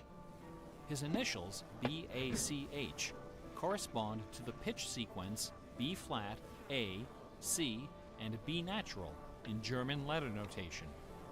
This theme makes its most memorable appearance in the last bars of his final composition, The Art of Fugue, published soon after his death in 1750. The word fugue comes from the Latin fuga, which means flight, as in running away. So the art of fugue is the art of flight, the art of taking a theme and running with it. Bach wrote hundreds of fugues, but none as sublime as this sequence of 14. In the last and most complicated fugue in the series, the first and second sections develop normally. This is followed by the B-A-C-H signature, and then suddenly, without any warning or structural justification, the fugue stops, dead in its tracks. One of the composer's 20 children, his son Carl Philipp Emanuel, claimed that Bach died moments after those last few notes were written. This story is probably apocryphal. The Easter eggs in Bach's music are a pleasant obscurity, known chiefly to professors and students of Baroque music. But in March of 2002, when this lecture was first delivered, those Easter eggs were the talk of the entire classical music industry. Sitting near the top of the classical music charts that month was a compact disc on the ECM label called Morimer. It was performed by the Hilliard Choral Ensemble, together with a talented but, until then, little-known violinist, Christoph Poppen. The music on Morimer is based on a geometrical analysis of Bach's Partita in D minor for solo violin. This analysis, by German professor Helga Thon, assigns numeric values to the duration of notes, the number of bars, and the German letter notation of the partita. In doing so, she claims to have discovered the complete text of several liturgical ceremonies encoded in the notes. The CD presented these hidden texts superimposed over the original music. The result was strangely melancholy, dark, haunting, and very, very popular. Quite a few music critics attacked this disc. They didn't buy Professor Thon's analysis, dismissing it as a combination of numerology and canny marketing. Their caution was not without basis. Numerology is a slippery slope down which many a fine mind has slid to its doom. Allow me to offer an amusing anecdote from my own experience. Back in the early 90s, before the internet took off, one of the more popular online bulletin board systems was a service called Prodigy. I bought an account on Prodigy so I could join a fraternal interest group and gossip with fellow members around the country. One day, a stranger appeared on our bulletin board. Right away, I knew we were in trouble. This fellow, whose name was Gary, began spouting all kinds of apocalyptic nonsense about worldwide conspiracies, secret societies, and devil worship. At first, we tried to be polite. We questioned his sources, corrected his histories, logically refuted his claims, and tried to behave in a civilized manner. But instead of soothing him, our attention only made him worse. His conspiratorial warnings became urgent, approaching hysteria. He began to threaten people who disagreed with him. To coin a phrase, Gary went all uppercase. But his most urgent warnings weren't about the gays, the Jews, the Rockefellers, or the Illuminati. According to Gary, the greatest enemy of mankind was Santa Claus. Gary claimed to possess a secret numerical formula that proved beyond a shadow of a doubt that Santa Claus was an avatar of the Antichrist. Intrigued, we pressed Gary to reveal his formula. In doing so, we walked right into his trap. We should have known he had a book to sell. I fell for it. I sent him the $15. Less than a week later, the book arrived. Above an ominous photograph of the Washington Monument was emblazoned the title, 666, The Final Warning. Inside this privately printed 494-page monster, Gary reveals a simple geometrical formula, which he claims was developed by the ancient Sumerians. This formula assigns successive products of 6 to each letter of the alphabet. A equals 6, B equals 12, C equals 18, etc. Imagine my dismay when I applied this ancient formula to the name Santa Claus and obtained the blasphemous sum of 666, the biblical number of the beast. I went on Prodigy and reported to the stunned members of our interest group that Gary was right after all. There could be no doubt that according to the unimpeachable wisdom of ancient Samaria, Santa Claus was the Antichrist. Yeah, but I then went on to point out several other the names language which, when would be submitted to Gary's different. formula, also produced the sum 666. Names like St. James, New York, and New Mexico. Soon the bulletin board was filled with discoveries like computer, Boston tea, and most sinister of all, sing karaoke. Gary left us alone after that. I got my $15 worth. But Gary is hardly the first person to connect secret codes to the Bible. People have been looking for Easter eggs in the Bible for hundreds of years. The Hebrew mystical tradition of Kabbalah can be described as a geometrical meditation on the Pentateuch, the first 5 books of the Old Testament. The advent of computers has made the application of numerology to the Bible fast and efficient.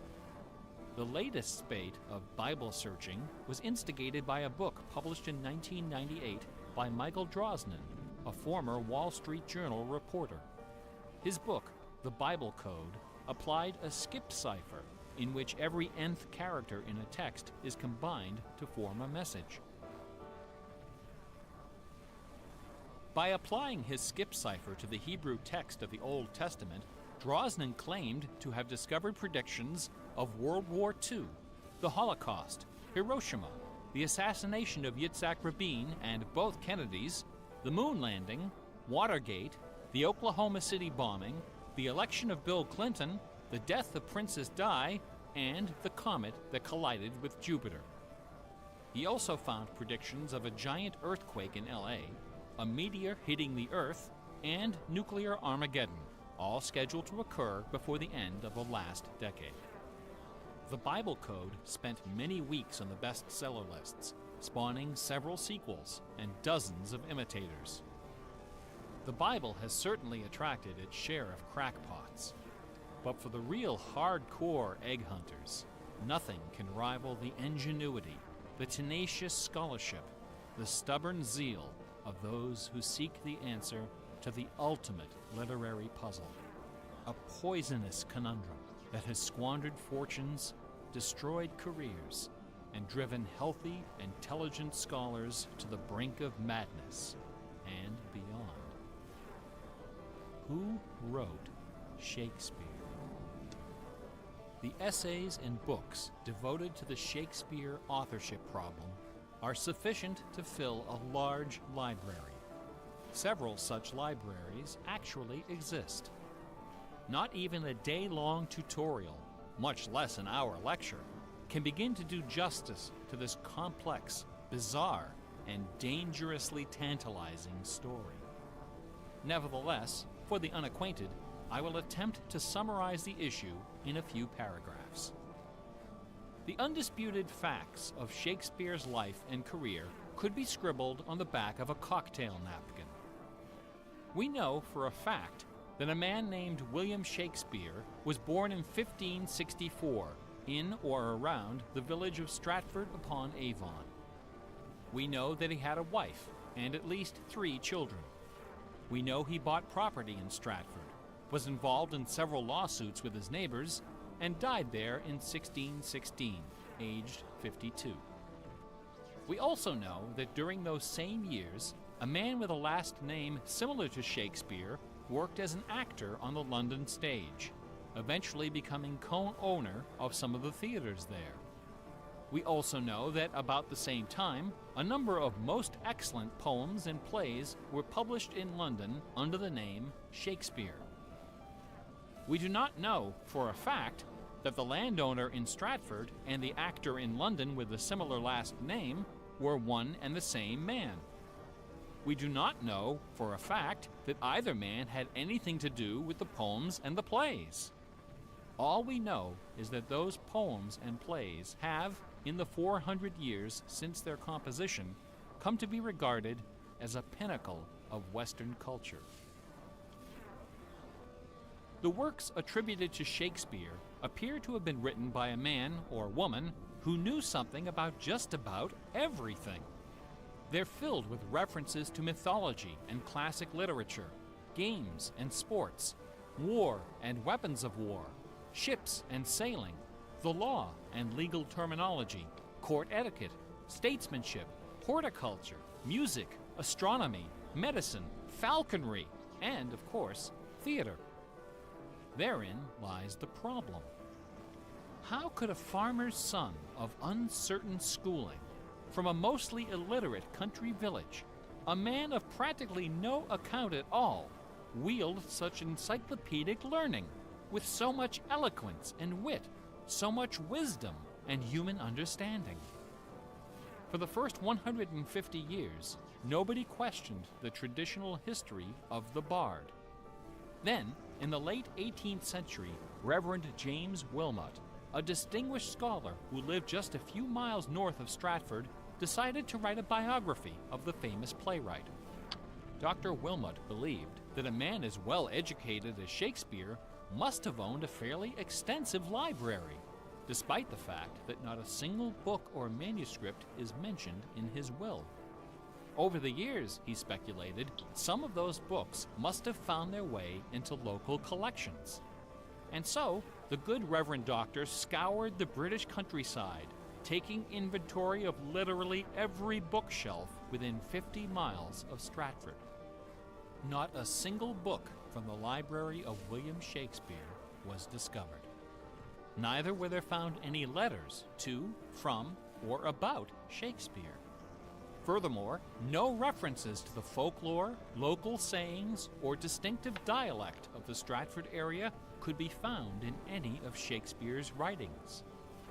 After 4 years of painstaking research, Dr. Wilmot concluded, to his own dismay, that only one person contemporary with Shakespeare of Stratford had ever demonstrated the wide-ranging education and expressive talent needed to compose those poems and plays.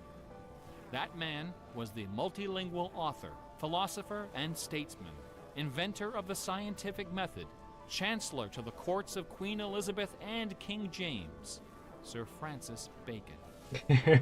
Dr. Wilmot never dared to publish his theory, But before he died, he confided it to a friend, James Cowell, who, in 1805, repeated it to a meeting of the Ipswich Philosophical Society.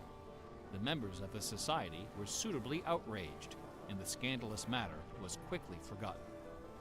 Then, in 1857, a lady from Stratford, Connecticut, published a book called The Philosophy of the Plays of Shakespeare Unfolded. In this book, Miss Delia Bacon, no relation to Francis, claimed that the works of Shakespeare were written by a secret cabal of British nobility, including Sir Walter Raleigh and Sir Philip Sidney, as well as Sir Francis Bacon. Delia Bacon's book electrified the world of letters. Battle lines were drawn between the orthodox Stratfordians and the heretical Baconians. Literary societies and scholarly journals were formed to debate the evidence. Hundreds of pamphlets, newspaper articles, and essays were published defending each side and ridiculing the opposition with that self-aggrandizing viciousness peculiar to tenured academics. Armed with her explosive book, Delia Bacon journeyed to Stratford-upon-Avon and, unbelievably, obtained official permission to open Shakespeare's grave. Nobody done However, that? When the moment came to actually lift the stone, Delia's self-doubt precipitated a catastrophic nervous breakdown. She later died penniless in a madhouse. What? Around 1888, things began to get a bit out of hand. U.S. Congressman Ignatius Donnelly of Minnesota became interested in the Shakespeare controversy. One day, browsing through his facsimile copy of the First Folio of 1623, he noted that the word bacon appeared on page 53 of the Histories and also on page 53 of the Comedies. He also noted that Sir Francis Bacon had written extensively on the subject of cryptography. Donnelly began counting line and page numbers, adding and subtracting letters, drawing lines over sentences, circling words, and crossing them out. The result was a complex and virtually incomprehensible algorithm, which he claimed was invented by Bacon to hide secret messages inside the First Folio. The greatest Easter egg hunt in the history of Western civilization had begun. Here are just a couple of the sillier highlights. A doctor named Orville Owen of Detroit constructed a bizarre research tool he called the Wheel of Fortune. This wheel consisted of two giant wooden spools wrapped with a strip of canvas 2 feet wide and 1,000 feet long. Onto this canvas, he glued the separate pages of the complete works of Bacon, Shakespeare, Marlowe, Greene, Peele, and Spenser, together with Burton's Anatomy of Melancholy. By cranking the spools back and forth, Dr. Owen could quickly zip across the pages in search of clues and cross-references. Employing a large team of secretaries and stenographers, Owen claimed to have uncovered a complete alternative history of Elizabethan England, as well as several entirely new Shakespeare plays and sonnets. Listen to this hidden verse, supposedly penned by the mighty bard himself, which inspired Dr. Owen to build his Wheel of Fortune. Take your knife and cut all our books asunder, and set the leaves on a great firm wheel, which rolls and rolls, and turning the fickle rolling wheel, throw your eyes upon Fortune, that goddess blind, that stands upon a spherical stone, that turning and inconstant rolls in restless variation. After publishing 5 thick volumes of this rubbish, Owen announced the discovery of an anagram, indicating that Bacon's original manuscripts were buried near Chepstow Castle on the River Wye. Owen spent the next 15 years and thousands of dollars excavating the bed of the river with boat crews and high explosives. He died before anything was found. A fellow named Arnsberg wrote an entire book based on the analysis of the significance of a suspicious crack in the tomb of Bacon's mother. A Ray of Sanity finally appeared in 1957. To those familiar with the science of cryptology, the name William Friedman needs little introduction. During World War II, Colonel Friedman was the head of the U.S. Army's Cryptoanalytic Bureau. He is credited with cracking the Japanese Empire's most sensitive cipher. After the war, the colonel decided to apply his expertise to the study of the Shakespeare ciphers. He interviewed several of the experts in the field and prepared a detailed scientific analysis, which he published under the title The Shakespeare Ciphers Examined. His conclusion? In a word, bunk. According to the standards of cryptologic science, not one of the hidden messages purportedly discovered in Shakespeare's works was plausible.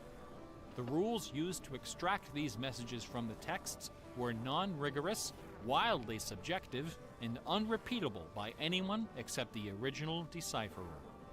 The people involved were not being dishonest. They were channeling their preconceptions. They were trapped in a labyrinth of delusion, mining order from chaos. Anglers in a lake of darkness. Lear, Act 3, Scene 6. You would think that Friedman's cold and ruthless exposure would be enough to silence the heretics once and for all. Not a chance. The books and TV specials and websites and conferences and doctoral dissertations keep right on coming. I should point out that the Shakespeare authorship issue is not only the preoccupation of cranks and weirdos. A substantial number of respected authors and Shakespeareans have expressed serious doubts about the traditional origin of the plays. The list includes Nathaniel Hawthorne, Ralph Waldo Emerson, Walt Whitman, Henry James, Sam Clemens, Sigmund Freud, Orson Welles, and Sir John Gielgud. Living skeptics include the artistic director of the New Globe Theatre, Mark Rylance, Michael York, Derek Jacobi, They Kenneth Branagh, still and living? even that most revered and scholarly of contemporary Shakespearean actors, Keanu Reeves.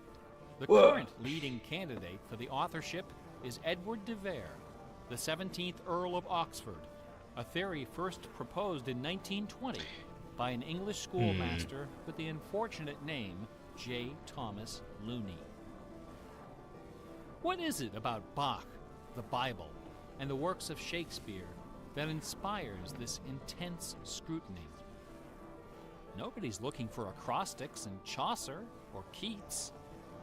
There are no hit Yeah. CDs of the secret Well, chorales of Wagner I or mean- Beethoven. For the answer, we need to recognize If it's the unique roles created by the which more Bible talented and Shakespeare person, have there's played a in the much development higher of chance they Western would culture. create a puzzle No in there. other single work of literature has influenced modern English more than the translation of the Holy Bible published in 1611 under the auspices of King James I. The King James Bible exemplifies the meaning of the word classic. It has been called the noblest monument of English prose, the very greatest achievement of the English language. It has served as an inspiration for generations of poets, dramatists, musicians, politicians, and orators. Countless people have learned to read by repeating the phrases in this, the only book their family possessed. Our constitutions and our laws have been profoundly shaped by its cadences and imagery. But even the glory of the King James Bible, compiled by a committee of 46 editors over the course of a decade, pales before the dazzling legacy of the Swan of Avon. The lowest estimate of Shakespeare's working vocabulary is 15,000 words, more than 3 times that of the King James Bible, and twice the size of his nearest competitor, John Milton. His poems and plays were written without the aid of a dictionary or a thesaurus. They didn't exist yet. It was all in his head. When Shakespeare had a thought for which Elizabethan English had no word, he invented one. The Oxford English Dictionary lists hundreds of everyday words and phrases which made their first appearance in the pages of the Bard. Addiction, alligator, assassination, Really? bedroom, Well, I didn't know critic, that. dawn, design, dialogue, employer, What the fuck? Really? film, glow, gloomy, Film? gossip, hint, hurry, What film investment, meant lonely, back in the day? luggage, manager, switch, torture, transcendence, wormhole, zany. Hamlet alone contains nearly 40 of these neologisms. Who today would have this audacity, this giddy exuberance of invention? Only one other English author even approaches Shakespeare's facility for coining new words: Sir Francis Bacon. No. In the modern era, all the comes record holder together. is Charles Dodgson, better known as Lewis Carroll, who, interestingly, also happens to be the second most quoted author in English, after Shakespeare. Everyone has been profoundly molded by the influences of the King James Bible and Shakespeare. Like it or not, all of us peer at the world through the I'll be right back lenses real of quick. these great works. They are the primary source documents of modern English thought, the style guides of our minds. Contemplating these dazzling jewels of wisdom and eloquence gives rise to an extraordinary feeling, a potent, rare, and precious emotion with the potential to completely upset your life. An emotion powerful enough to make a man abandon his wife and children, forfeit career and reputation, lay down his possessions, and follow his heart without questioning. That sweet, sweet fusion of wonder and fear, irresistible attraction, and soul-numbing dread known as awe. Awe is the grail of artistic achievement. No other human emotion possesses Was it such also broad, invented by Shakespeare? transformative power, and none is more difficult to evoke. Few and far between are the works of man that qualify as truly awesome. It is Awesome. awe. Yeah, that I convinces a would rabbi say this to spend a game lifetime invoked in me a decoding sense of Yahweh awe for sure. From the Pentateuch. Awe that sends millions of visitors each year to the pyramids of Giza, Guadalupe, and Mecca. It was awe that I won't drove feel Lord awe Daniel Bacon to with her that. I don't think so.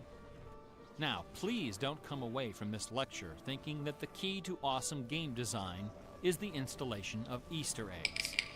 Ordinary games with their contrived Easter eggs and cheat codes are like the Battery of the Month Club. You have to trudge down to the back of the store to get what you really came for. If superpower is what people really want, why not just give it to them? Is our imagination so impoverished that we have to resort to marketing gimmicks to keep players interested in our games? Awesome things don't hold anything back. Awesome things are rich and generous.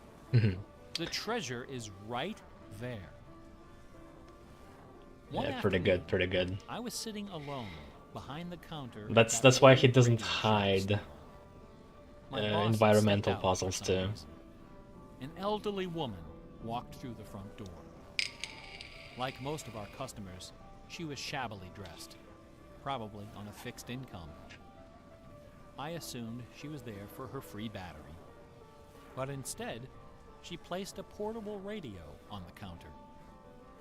This little radio came from the days when they boasted about the number of transistors inside on the case. It was completely wrapped in dirty white medical tape. The woman looked at me and asked, "Can you fix this?" Slowly, I unwrapped the medical tape, peeling away the layers until the back cover of the radio fell off, accompanied by a cloud of red dust.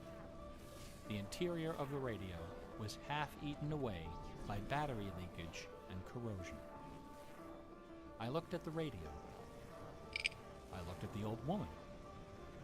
I looked back at the radio. I reached behind me, where the expensive alkaline batteries were hanging like prescription medication, and removed a gleaming 9-volt cell from its gold blister pack. Then I pulled a brand new transistor radio from a box, installed the alkaline, and helped the lady find her favorite station. No money changed hands. She left the store without saying a word. Awesome things are kind of like that.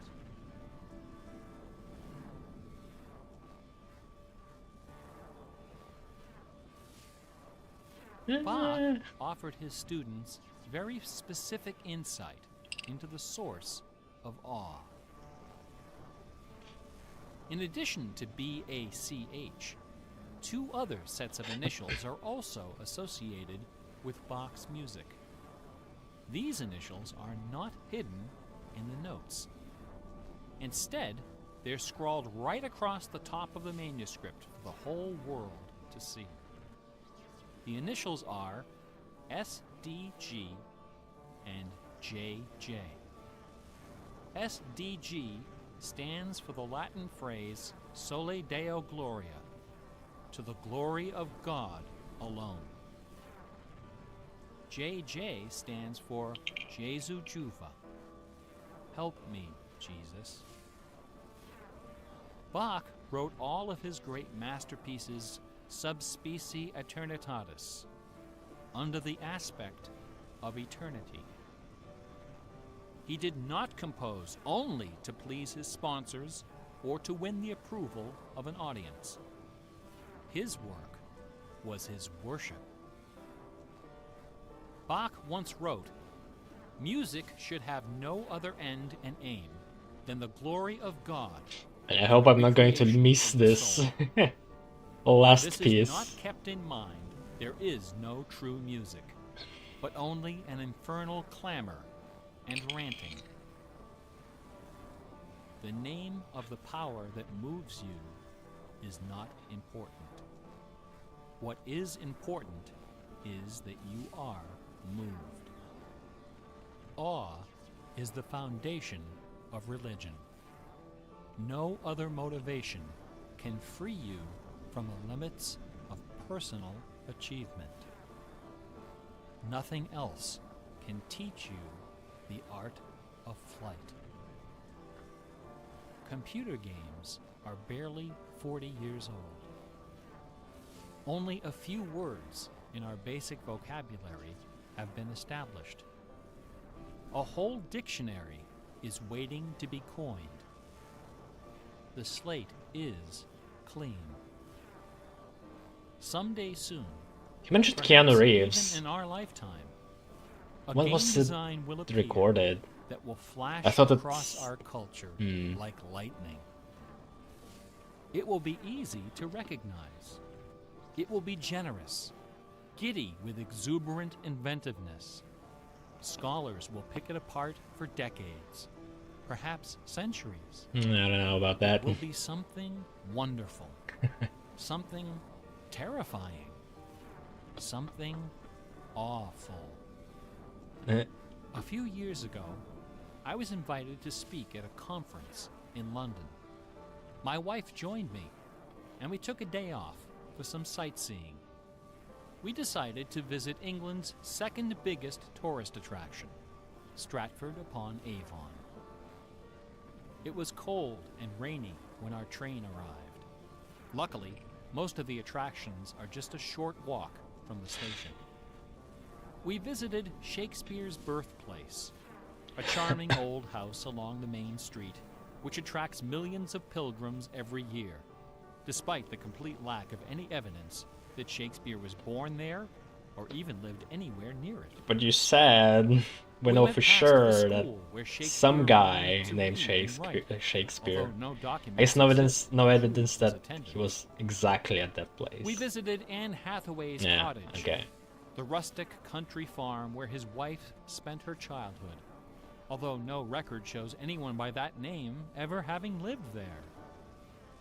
Finally, we came to the one location undeniably associated with Shakespeare, Trinity Parish Church, on the banks of the River Avon, where a man by that name is buried. This beautiful church is approached by a long walkway between rows of ancient gravestones. It's gonna be funny. Shaded by tall trees. The It's entrance a long. door is surprisingly tiny. God. No cameras are allowed inside. The interior is dark and quiet. Despite the presence of busloads of tourists, the atmosphere is hushed and respectful. A few people are seated in the pews, deep in prayer. An aisle leads up the center of the church. The left side of the altar is brightly illuminated. On the wall above is a famous bust of the bard, quill in hand, gazing serenely at the crowd of pilgrims. On the floor beneath, surrounded by bouquets of flowers, at the very spot where Delia Bacon lost her mind, the gravestone of William Shakespeare bears this dire warning. Good friend, for Jesus' sake, forbear to dig the dust enclosed here. Blessed be the man who spares these stones, and cursed be he that moves my bones. What? Every year, Who wrote 3 that? million pilgrims Couldn't be arrive from every Shakespeare. nation on earth to approach Must be this some stone kind of ploy, and consider the likeness of a man so whose body of people work can wouldn't only disturb the be grave. described as awesome. By contrast, the right side of the altar is dark and featureless. Nobody of any consequence is buried there. The only point of interest is a wooden case of simple design, carved of dark oak. Inside the case, sealed beneath a thick sheet of glass, lies a large, open book. A plaque on the case identifies this book as a first edition of the King James Bible, published in 1611, when Shakespeare was 46. Not many pilgrims visit this side of the altar. Most of those that do simply glance at the book, read the plaque, and move along.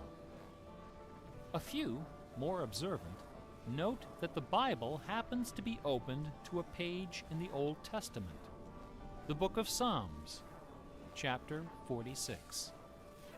No explanation is given for this particular choice of pages. For the initiated, none is necessary.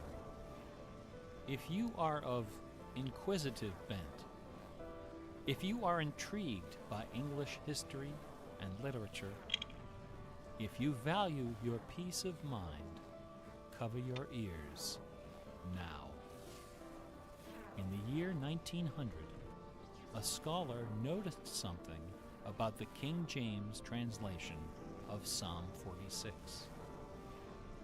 Something terrifying, something wonderful. The 46th word from the beginning of Psalm 46 is shake. The 46th word from the end is spear. Uh-oh. There are only two possibilities here. Either this is the finest coincidence ever recorded in the history of world literature, or it is not. The Earth revolves around only one sun and has only one moon. The moon happens to be 400 times smaller than the sun. The sun happens to be 400 times farther away. Okay, that's And the apparent paths of the moon and sun in our sky huge stretch happen now. to intersect exactly twice every month. Which means that every now and then, at long yet precisely predictable intervals, the lunar disk slips across Oh. the face of the sun Okay.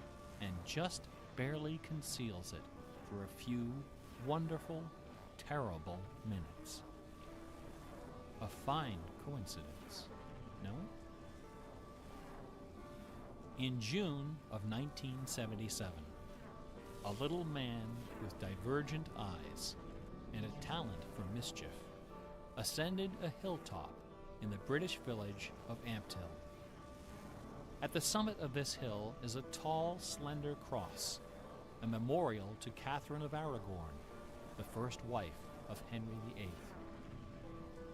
The sun, high in the south, cast the shadow of the cross upon the grassy hillside. At exactly 12 noon, the man removed from his pocket a bar magnet. He turned the magnet so its north pole was facing south and buried it under the shadow of the cross. 2 years later, a few hours before the publication of his first book, the man returned to that hillside, this time in the dead of night. He used a compass to locate the magnet he had buried. In that same place, he dug a hole in the ground and placed inside a ceramic container inscribed with the following words: Oh shit. I am the keeper of the Jewel of Masquerade, which lies waiting safe inside me for you for eternity.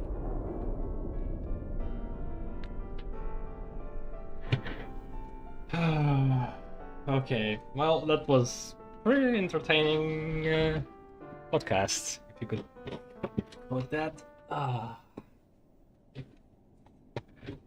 And everything kind of connects in his story, which is pretty nice too. The radio part wasn't necessary, but yeah. Yeah, cool. I feel like I want to know more about who did this. Is it part of the game or is it from something else? Because it doesn't really say here.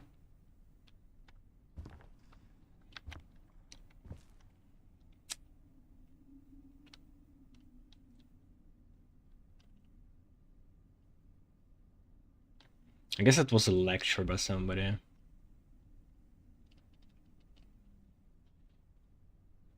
Oh, Brian Moriarty. Okay, 2002, 2016. I guess. Okay. It was Professor Moriarty. I thought it was kind of a cheeky nickname. What a fucking game. Alright. I need to find the top puzzle.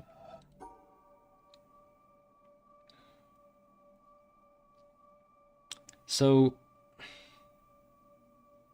it's kind of funny, like compares religion and science, and the puzzles are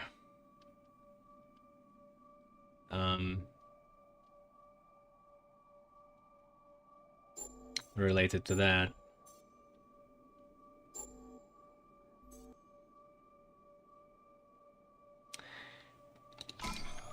I feel like it might be also in the book, but different circle.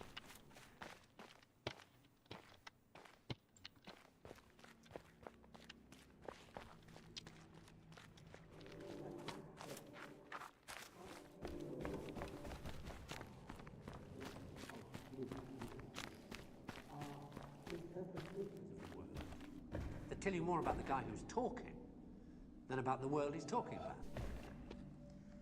Second-hand views of the world, made third-hand by your interpretation of them. Things like that. There we go. Yeah, exactly. Stuff that goes to build up a worm or a geranium. Oh, so good.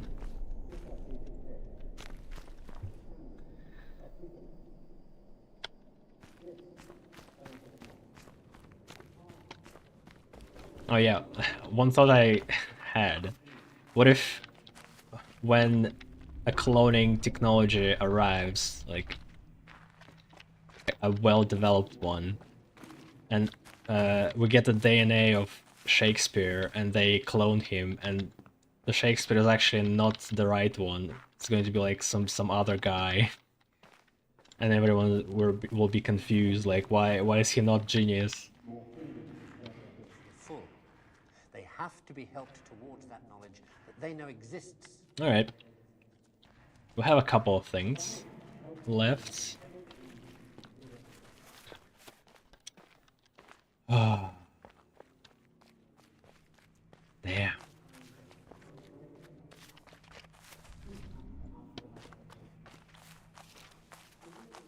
Let's look at the peeler.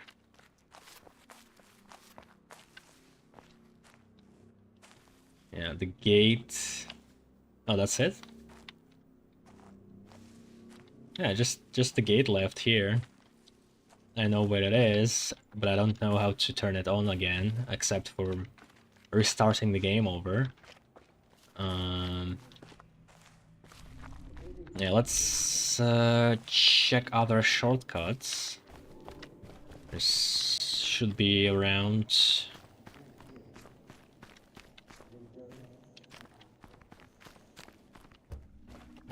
That's where it came from.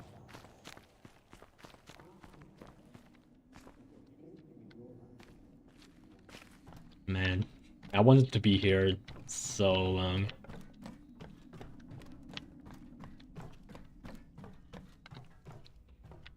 Wait, what? Another? What the? This is another reel?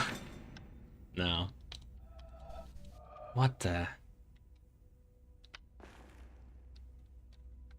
What is this for?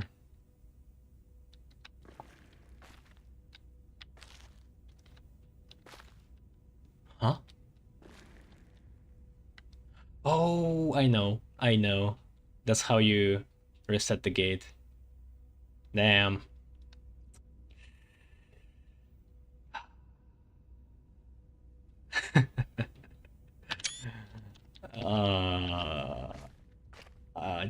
It's a cheat code. It's a cheat code. Man. So good. Oh.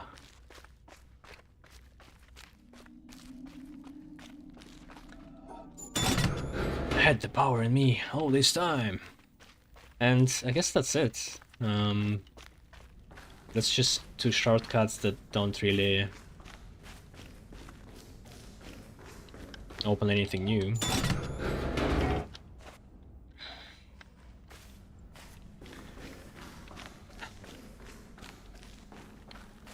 Though there's a couple of environmental ones I don't think I know how to do. I thought they might have been a part of actually they might still be, because I know I got a bit spoiled of what's going to happen after the gate. When I was looking up how to open it, there was a spoiler for it. Like I just looked up how to open it, but I didn't know exactly how to do it. I just knew the information that you can open it without restarting the game, and there was a screenshot with the what happens after. Okay, so oh shit. 3 triangles here, 2 here, 1 here. Which means Uh-huh. Damn. What is this? Coincidence? Looks like an endpoint.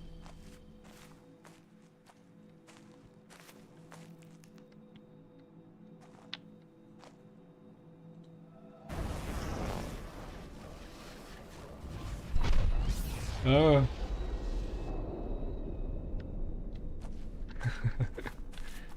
Fuck. He also made portal.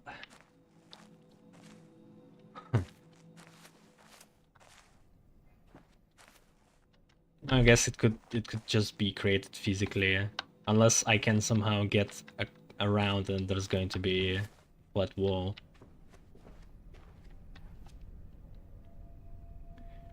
Oh, whoa.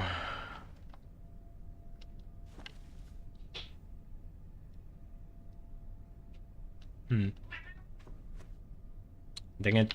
I need to raise the cat 1 sec.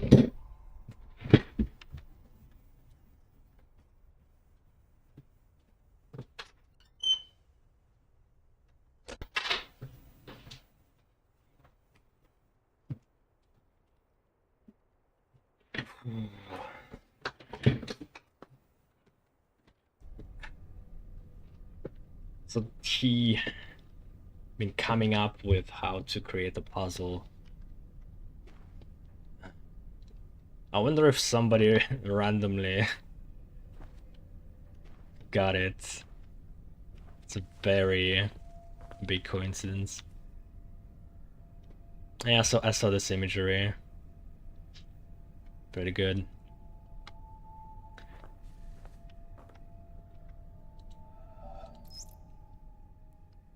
Ever in my life have I sought thee with my songs. It was they who led me from door to door, and with them I have felt about me, searching and touching my world. It was my songs that taught me all the lessons I ever learned. They showed me secret paths. They brought before my sight many a star on the horizon of my heart. They guided me all the day long to the mysteries of the country of pleasure and pain. And at last, to what palace gate have they brought me in the evening at the end of my journey?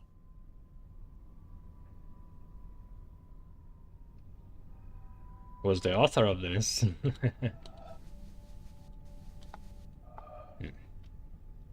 Is this the earlier concept of the village?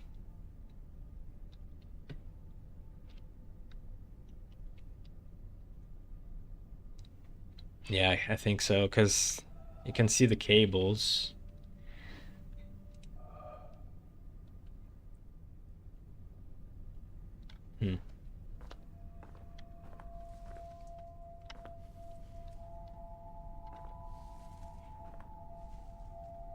More sounds.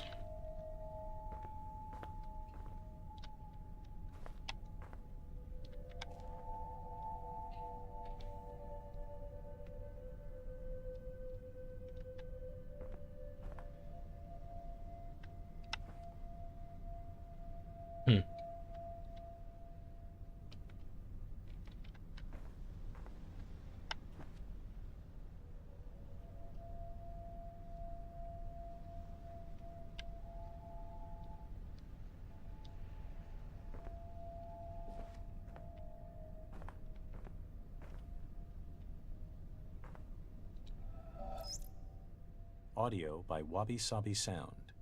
Andrew Lackey, Bo Anthony Jimenez, Jeff Garnett, Luca Fusi, Eric Lorenz.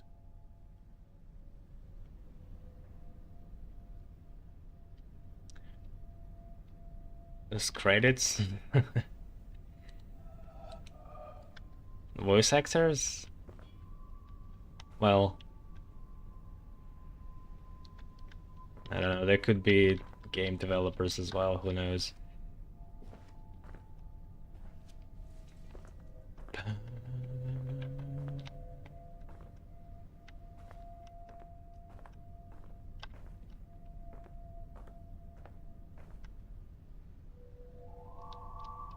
Oh, that's color puzzle concept. Room, bunker. No. The start.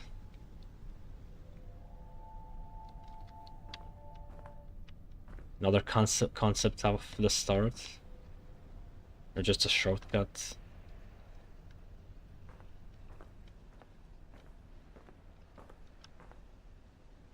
Chairs.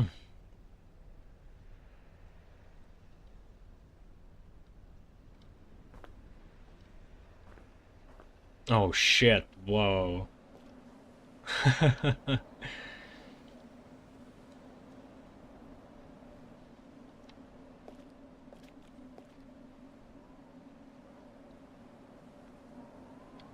This is how you can solve that other puzzle I saw, but I can't see, really. Maybe. Because it was on that pillar, and I was pointing to this direction. I haven't found shit, but I found that one of the paths kind of forms the end. Well, like, it's impossible to do without a high perspective. We are kinda high perspective, but you really need to be probably like on that cloud, maybe? I don't know. The core development team of The Witness was comprised more or less as follows. Design and generally steering the ship, Jonathan Blow. Jonathan Blow! Ignacio Castaño. You crazy man. Rafael Murciano, Andrew Smith. Modeling and texturing, Luis Antonio, Orshi Spaniel, Eric A. Anderson.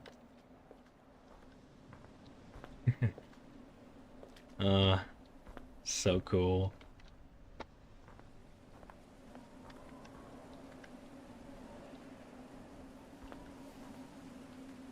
So, Blow wasn't programming at all?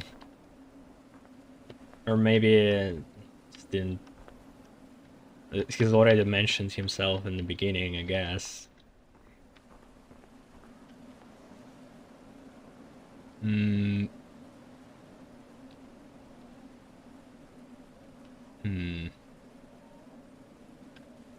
Okay. Some more, of course. Oh, wait. Yes, I saw a path, but it can't lead to the cave? Apparently it can. What the hell? Okay, this is some dimensional shenanigans. Huh. Cool, okay. So the cave would be, in reality, that place. Where would it be? Somewhere underground there.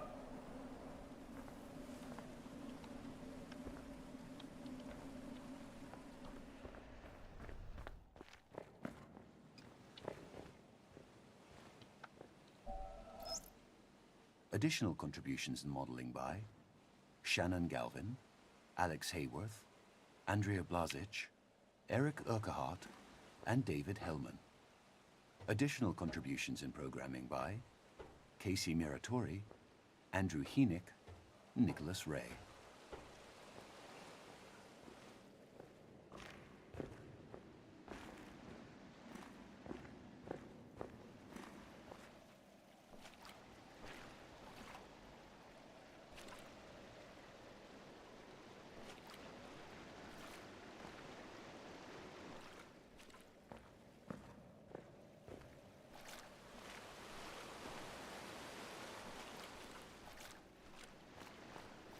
Huh. What the hell? Okay. That's funny. So, I'm looking from this opening at the same time. Man.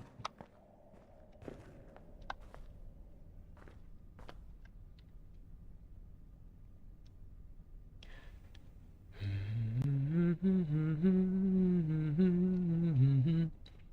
don't know even what this is supposed to be.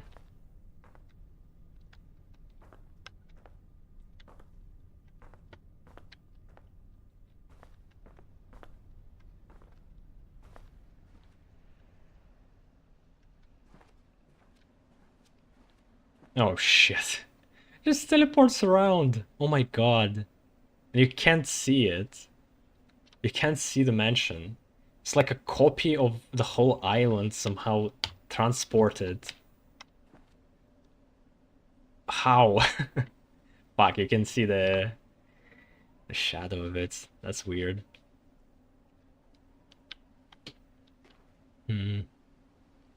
Wow.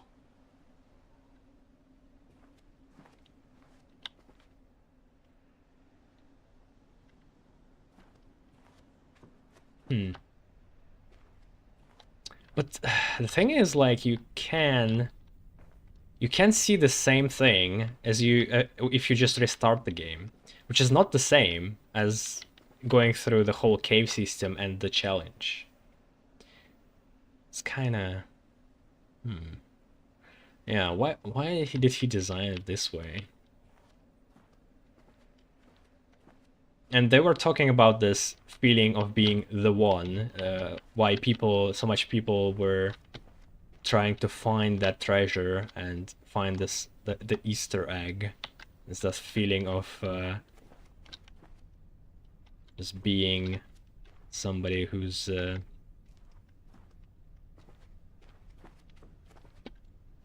found it and who not in the majority, I guess.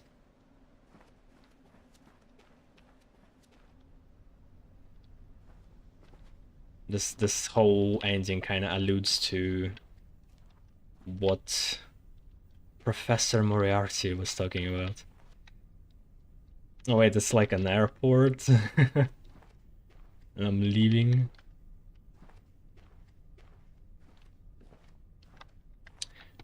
I'm not done. There's still a couple of pillars to finish. I think 2 left, unless I already solved the other one while being in the caves.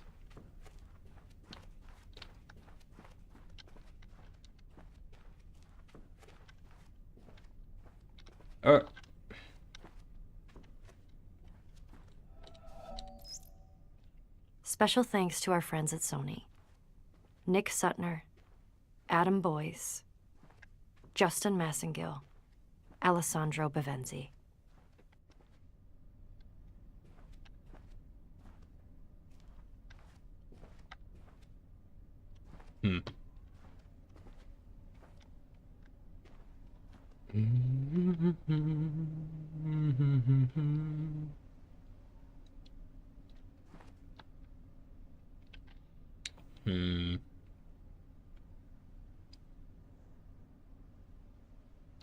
Trying to find any possible puzzles. The clouds don't make sense here.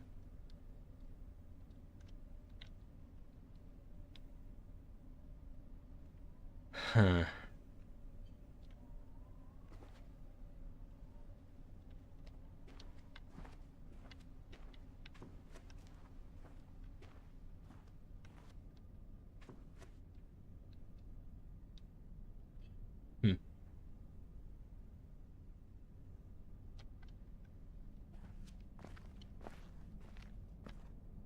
Oh. Narrow path and a black void. It's been done so many times in games.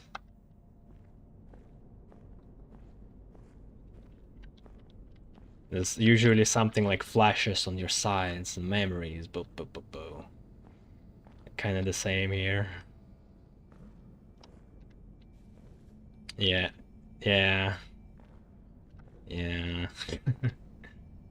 What is this?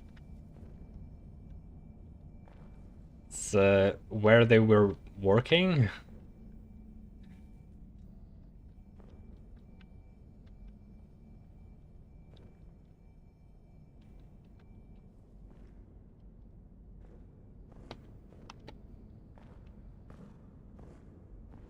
like their office.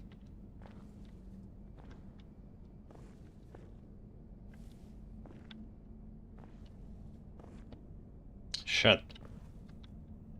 More puzzles.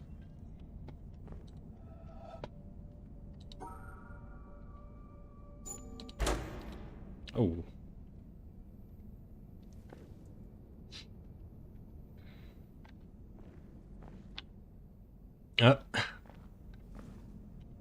Dead man, what the hell?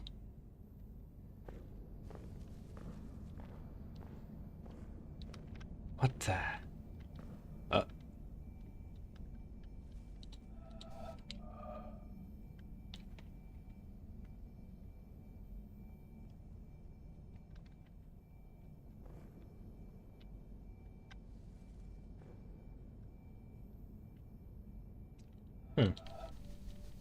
That puzzle again?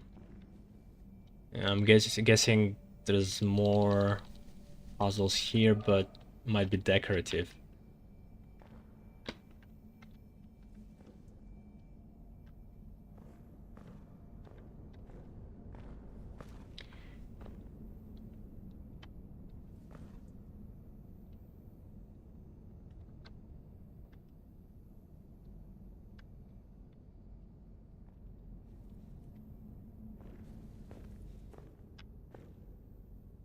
The map of the island.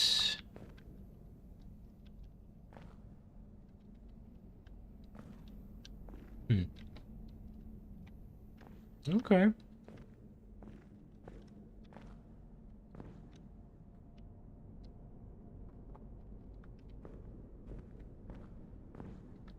Thing is, I don't want to end. I want to go back and finish that puzzle, but also, I don't know if there's some kind of other puzzle before the end. That what stops me. Fuck. I feel like... What the hell? Plus 125 plus 3? So last save was... the gate. Yeah, because if... Yeah, I can't come back to the game. Okay. That's why. So I can't really come back anymore. Gotta see the ending then. And we'll load.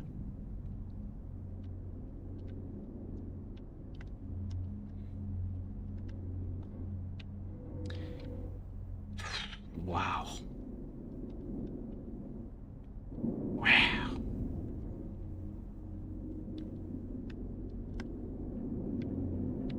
Alright, this man with his cup.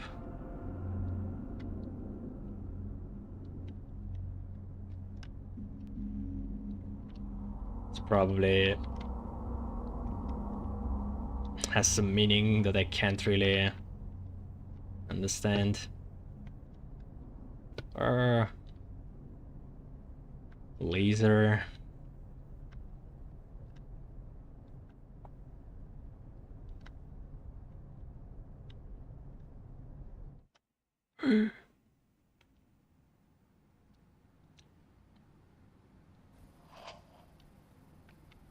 Oh, is this going to be a video?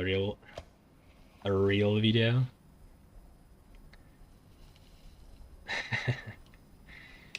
Something they did in the Looker, that's why I'm guessing that.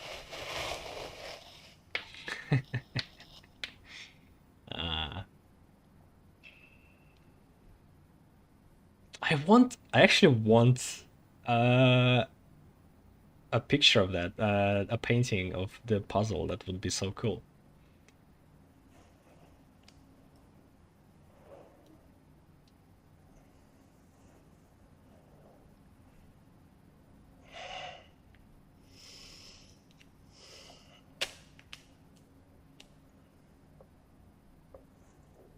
Oh shit.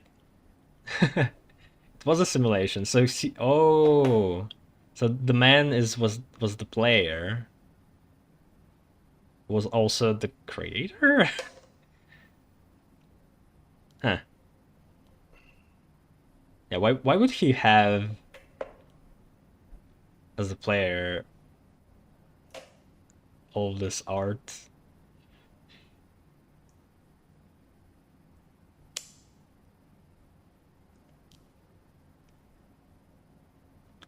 Welcome back.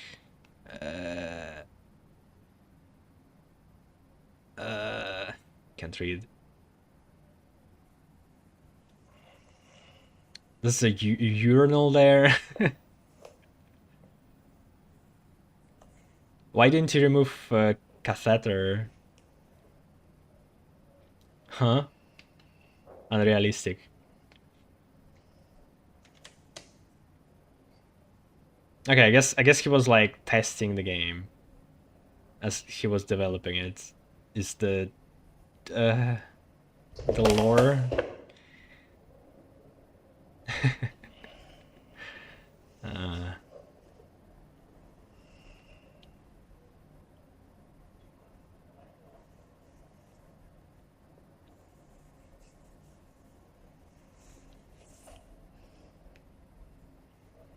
I hope it's not going to be like an hour long video, like on the video reels. It's going to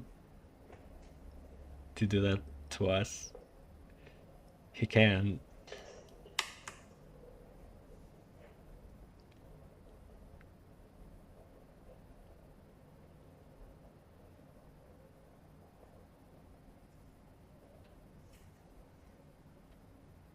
That's different.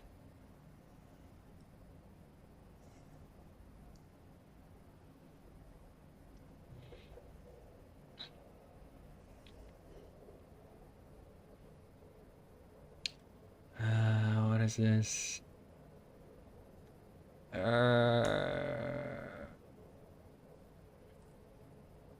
Mechanical universe and beyond.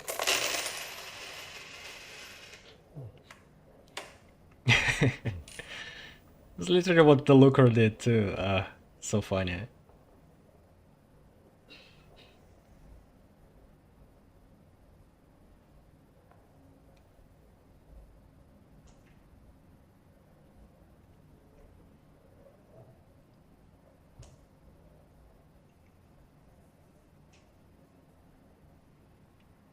Is he going to solve the puzzles?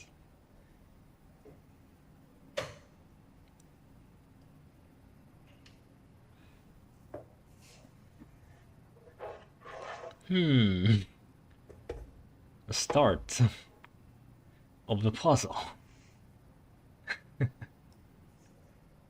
What the fuck?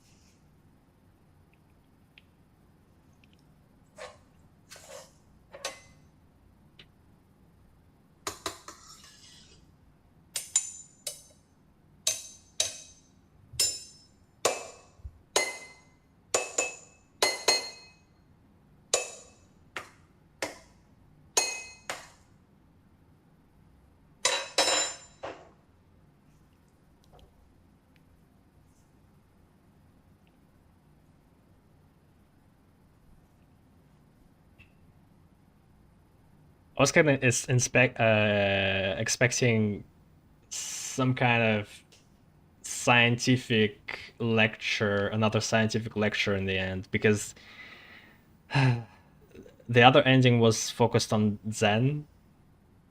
It was very like meditative and religious, and I thought, contrary to that, the other ending would be something related to science, but this is just I don't know what this is.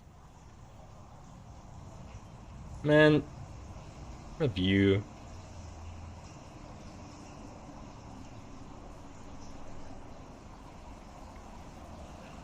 Uh-oh.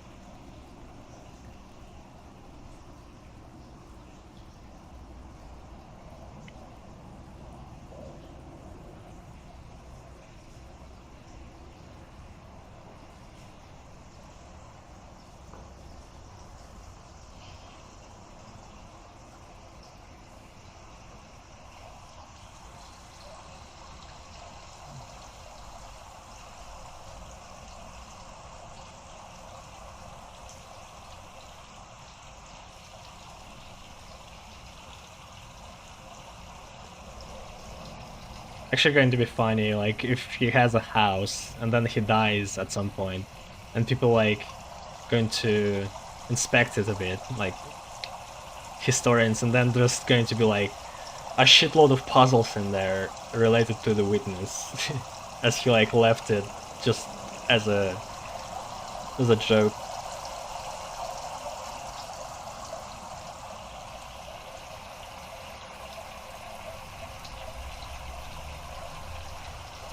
Back to sleep.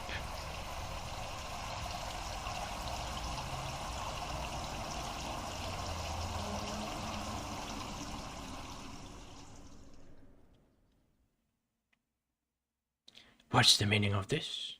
And yeah, exits the game. Okay, well, you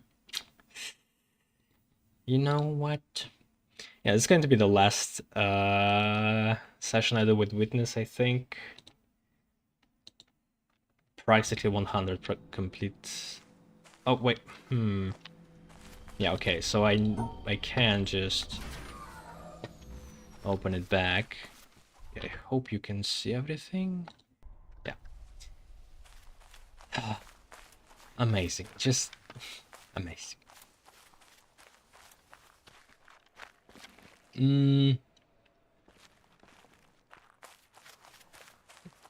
So that's... No, that didn't complete the pillar. It will complete the pillar though, as I do it. That has to be the last one I do. Wait, what? Completed. No, what? But how can that be true? Because I never did complete it. Unless it carries over from all the saves. Which...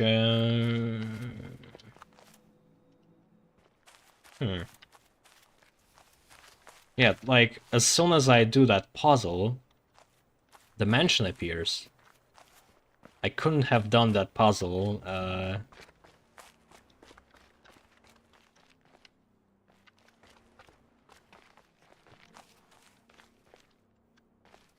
in that save. So they gotta carry over then.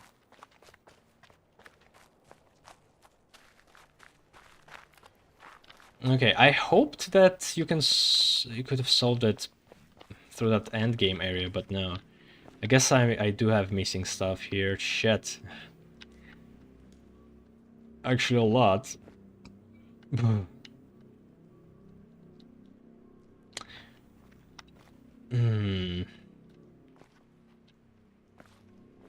Alright.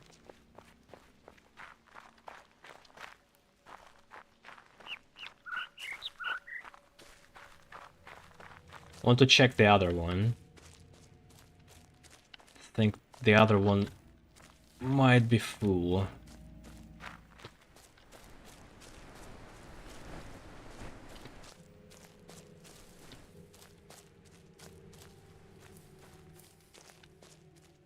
Wait, what?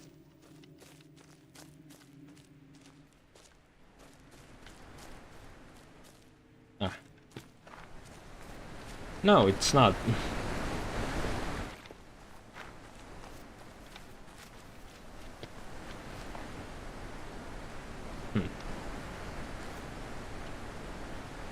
How the fuck? It's really not. Okay, so I have 3 unfinished there and 3 here. Somehow. Alright, maybe there's... maybe I could do another session, but... I don't know. I don't know if I want to just search for them myself. Maybe I just should just look them up. It's been a long time. And I really tried to look for them.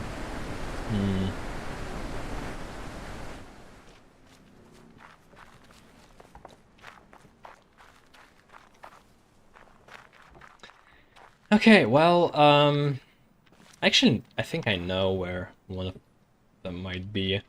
There was a shadow puzzle on, like, angle shape bridge there. I think there's, like, another solution to it. That's one of them, but these two I have no idea about. Be anywhere. Clouds. Like, this was the cloud. The shape is smooth.